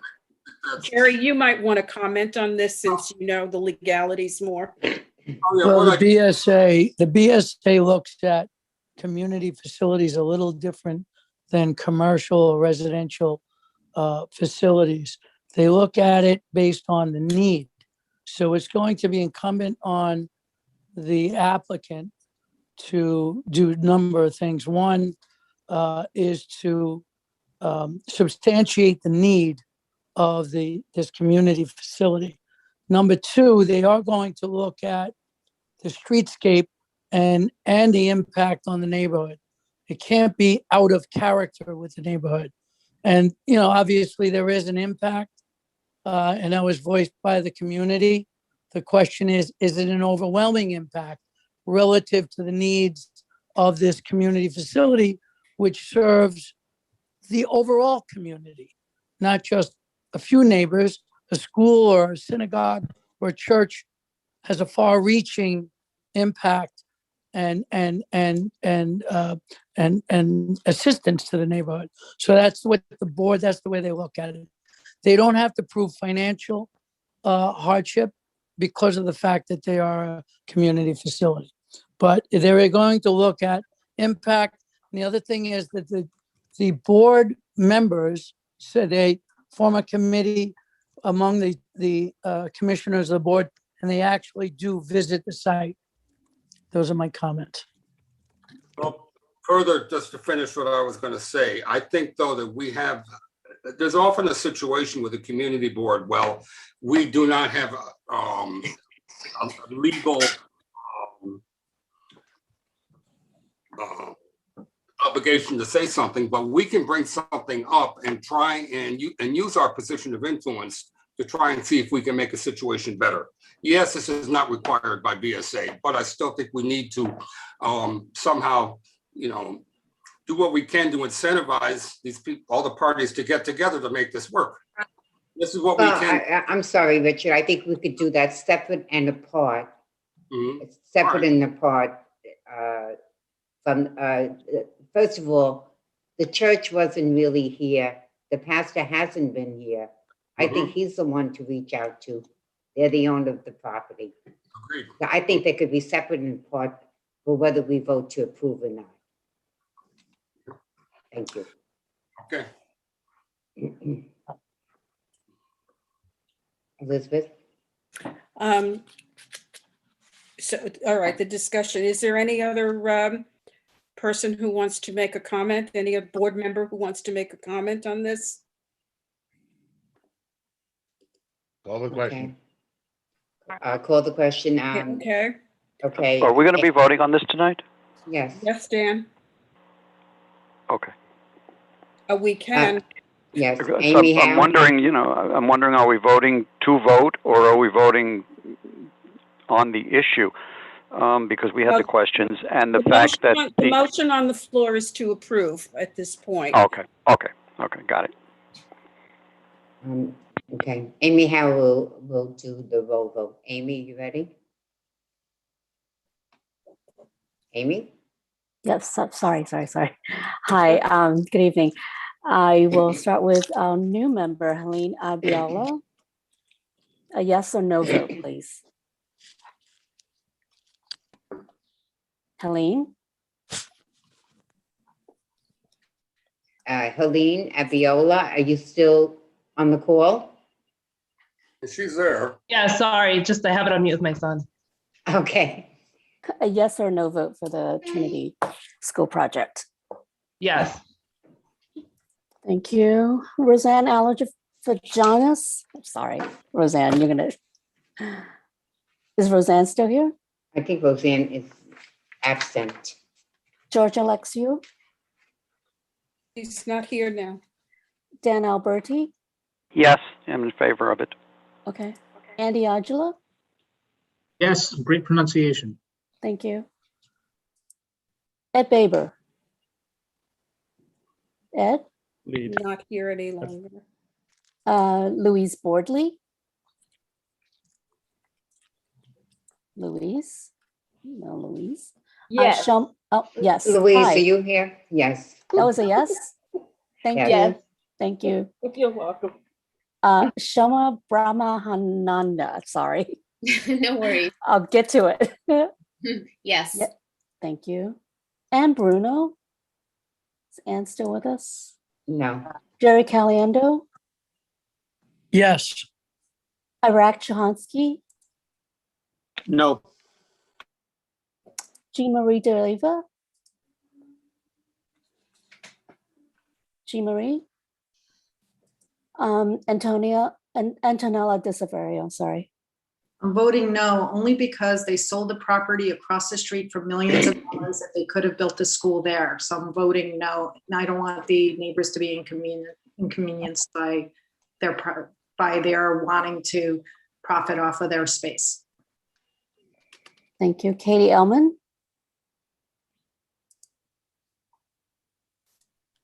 Katie? Here. I'm here, sorry, I'm here. I vote yes. Thank you. Elizabeth Arion? I vote yes. Mackenzie Fakwa? Yes. Thank you. Dean Veritovic? Yes. Thank you. Shahana Hamdi? Yes. Thank you. Evie Hansopoulos? Evie Evie's is not not? here. Okay. Not here. Okay. Amy Hauser, yes. Helen Ho? No. Thank you. Vanessa Jones Hall? Richard Kusami? Yes. Thank you. Nancy Conopole? She's not here today. Armor, could you help me pronounce your last name? Sure, it's Amer and then it's Kot, but the last name is pretty tough to say, so no worries. And I vote yes. Armor Cott, thank you. Jerry Krill? Jerry? Gone. Christina Lastras? Yes. Thank you. Diana Limongi? Yes, great. Thank you. Chelsea Lopez? I vote no. No vote. Hannah Lupian? Yes. Thank you. Jeffrey Martin? Yes. Thank you. Amin Mahedi? Yes. Thank you. Antonio Maloney? Not here. Doreen Mohammed? No. Eric Mouche, not here, right? Right. Stella Nicolau? No, because I think they're really imposing on the quality of life of their neighbors and not even considering them. Mary O'Hara? She's not here. I'm sorry, Dina- Amy, this is Okay. Jean DeLay, but did you get my vote? No, I didn't. I'm sorry, no. I was on my computer and for some reason I have a volume problem. Oh. So I'm on another thing now. So, We called you twice, I think I tried. So no. that's a no vote? no, I'm sorry. Yeah. Thank you. Sorry, where were Mary O'Hara? No, Mary. No, Dino, Mary's not here. Dino Panagoulas? No. Juliet Payaba? No. Rosemary Poveromo?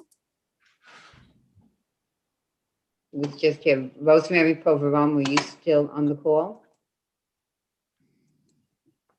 I'll come I back. have it. No.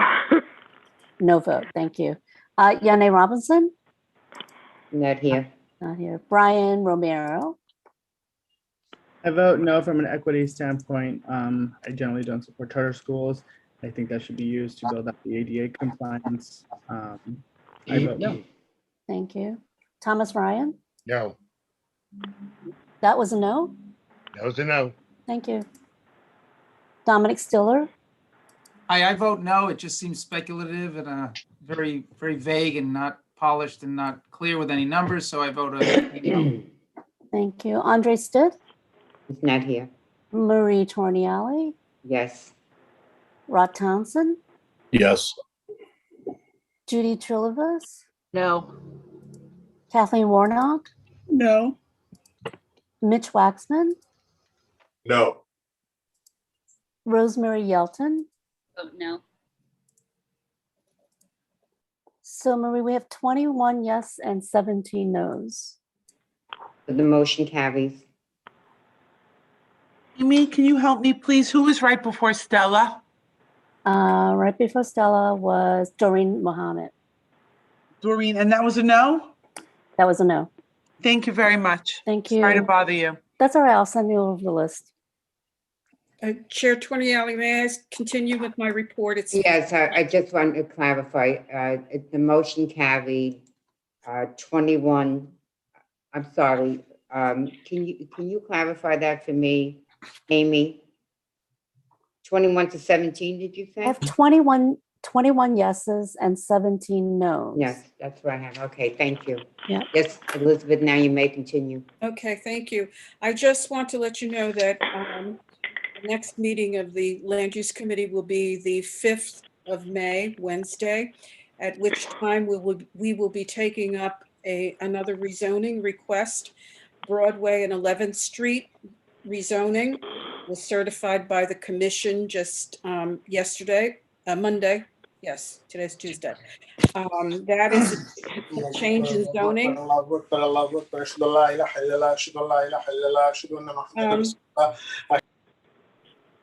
What Thank you. is that? No,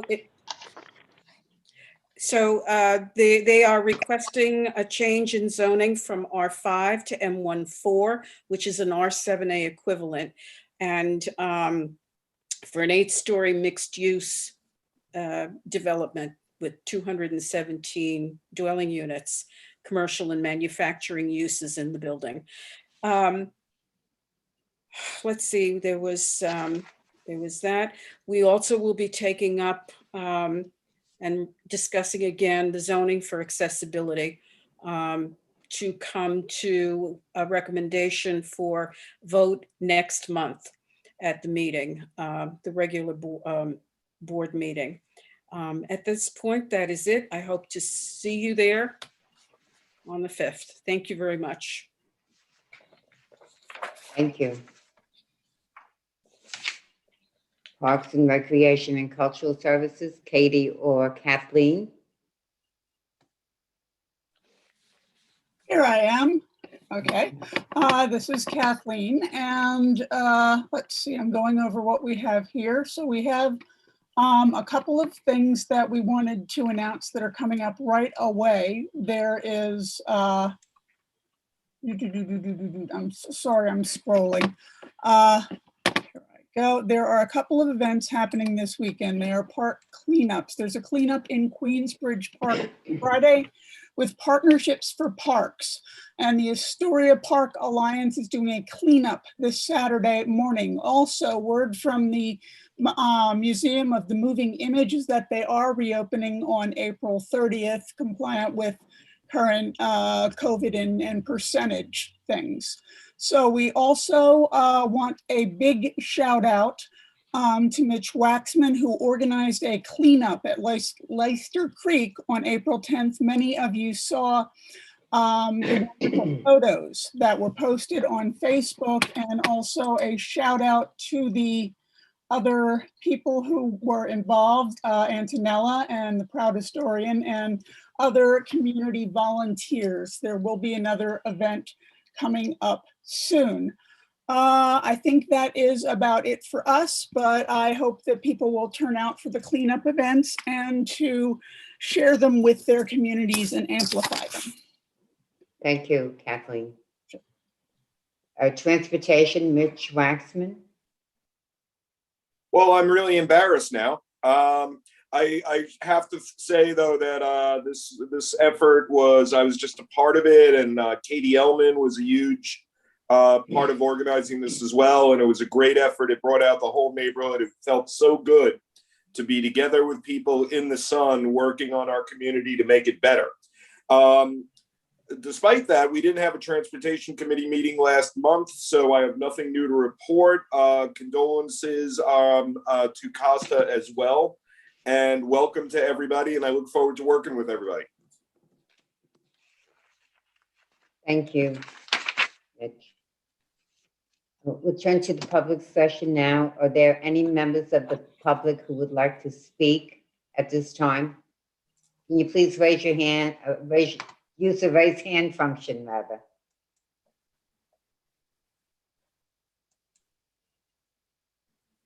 No member of the public wants to You'd like to speak?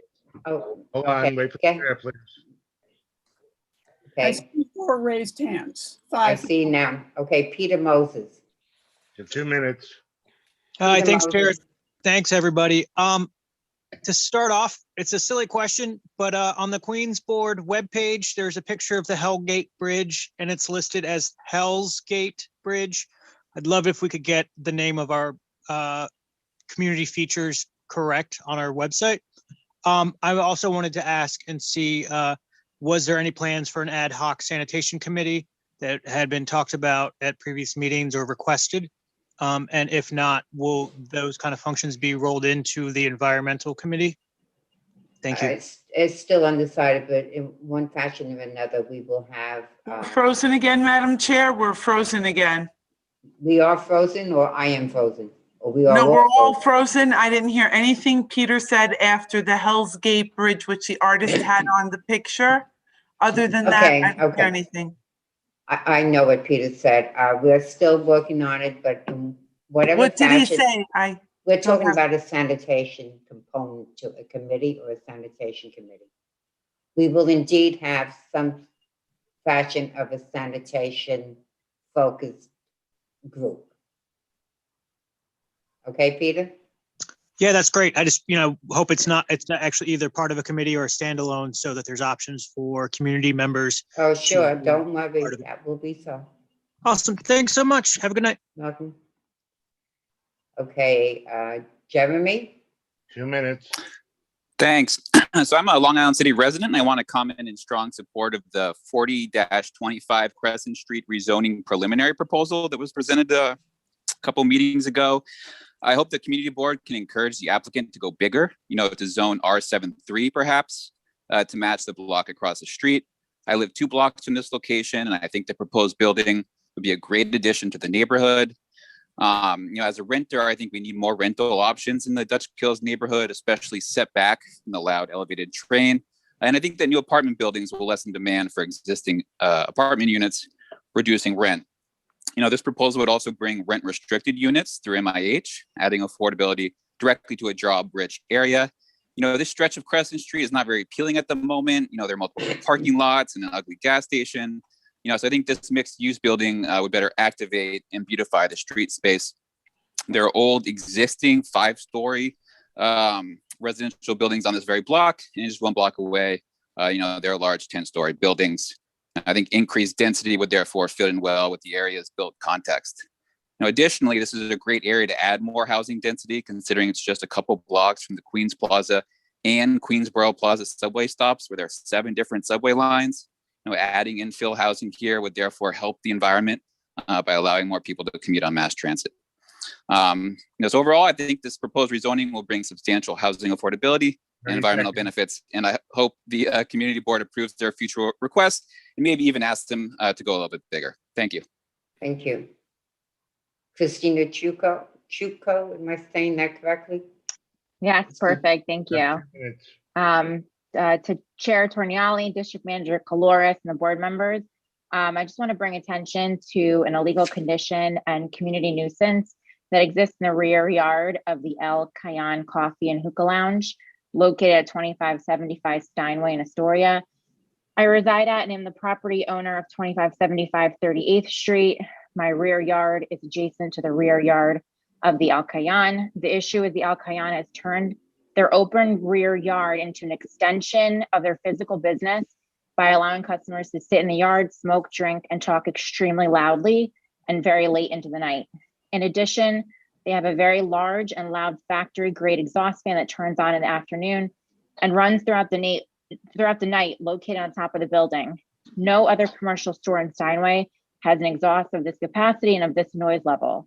They have also erected a very crude makeshift awning and covering consisting of blue tarps and lattice fencing to try and mask this illegal activity and nuisance.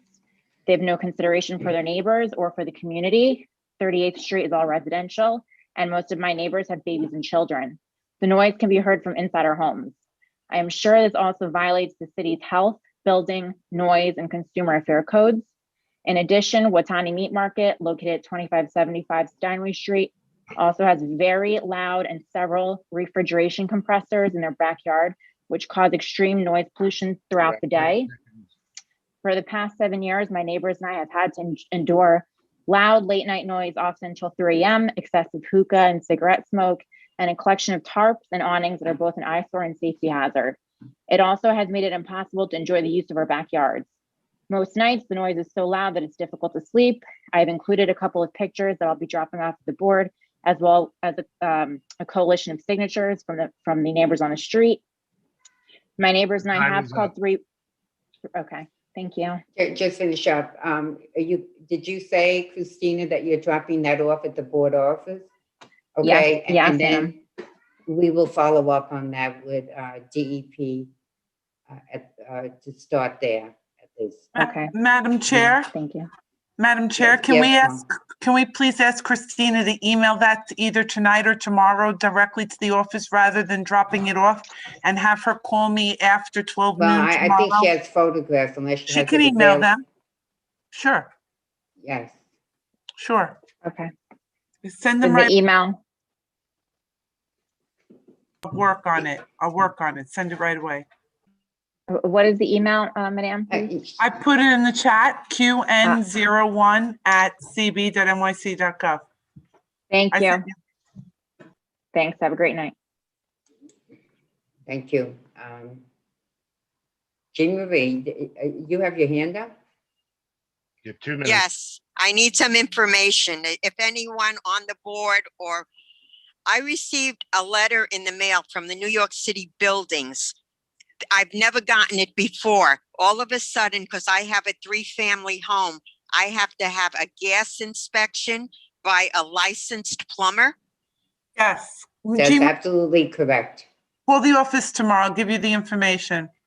Okay, because I got the letter, but they give you numbers, buildings in community districts. I don't know what district I'm in. I mean, it's from 1 to 18. You're in District 1. Yours is by the end of June. All of us in Astoria have to have it done by the end of this June. They extended it because of. I'm in District 1? Yeah. You're in Ward 1. You're in District 1, Jean Marie. This is the community board number. Oh, okay. Yeah. Okay. Because it's from the building department. I didn't know it went by community board number. Okay. Okay. Okay. Mario D. Anthony. Thank Mario? you. We'd like to bring up the Crescent Street bike lane again. The 2500, 2600, and 2700 blocks of Crescent Street. How do I take my hand down now? Ended up with a protected bike lane. And these 3 blocks didn't warrant that. The flow of the bicycles is limited, and we wanted it to be a shared bike lane. It was originally told to us that it was going to be temporary, and now it seems that it's permanent. And it seems that the homeowners don't have a say, and the bicycle people are saying how much they want it. But what about us? What about the seniors? What about the homeowners? What about our quality of life? If you come here and sit here for a week, it is a nightmare to live here on any of these 3 blocks. The traffic, the flow, and the bicycle lane is not even utilized. It should be a shared lane on these 3 blocks heading down to the hospital. It should not be a dedicated lane. They took away parking. It's a residential street. I have photos of all the blocks before it turned into this nightmare. Can you help us? I mean, we don't know what to do anymore, and it's not fair. We have a say, and we want to be heard. Okay, I understood. Correct me when I'm wrong. Mitch, are you still on the call? Mitch is not on the call? Yeah, I'm sorry. Correct me I if I'm wrong. Was DOT going out there to look at those two particular blocks? I believe that's the last thing that they told us they were doing. They were going to be going to take a look at Crescent Street and seeing where they could make improvements. Do you think they're going to put it back to the way it was? Because what they left us with is horrific. I mean, it really is. I'm not just saying it. I mean, if you came out here, you would die. I mean, it's just horrific. We as homeowners have no rights and no quality of life. It's not fair. It deserved to be a shared bike lane. It's a very narrow street. It's just not right. Thank you. When we find out if DOT has made the determination on that, we will let you know. Thank you. I appreciate it. Dan A. Dan? 2 minutes. Dan? No. No, my hand was up from before. I guess I Okay. wasn't able to put it down. Okay, so, well, then you can give me a motion to adjourn. Motion to adjourn. Anyone? Second? Second. Okay. All right, everybody. I'm so happy we have all you wonderful new board members and of course the older members or the longtime members, I should say. And we look forward to seeing you back here in May. In the meantime, we'll get you out your community assignments. And if you have any questions, feel free to call the office or myself or by email. Thank you and good night. Thank you. Bye-bye. Bravo, everyone. Good night, everyone.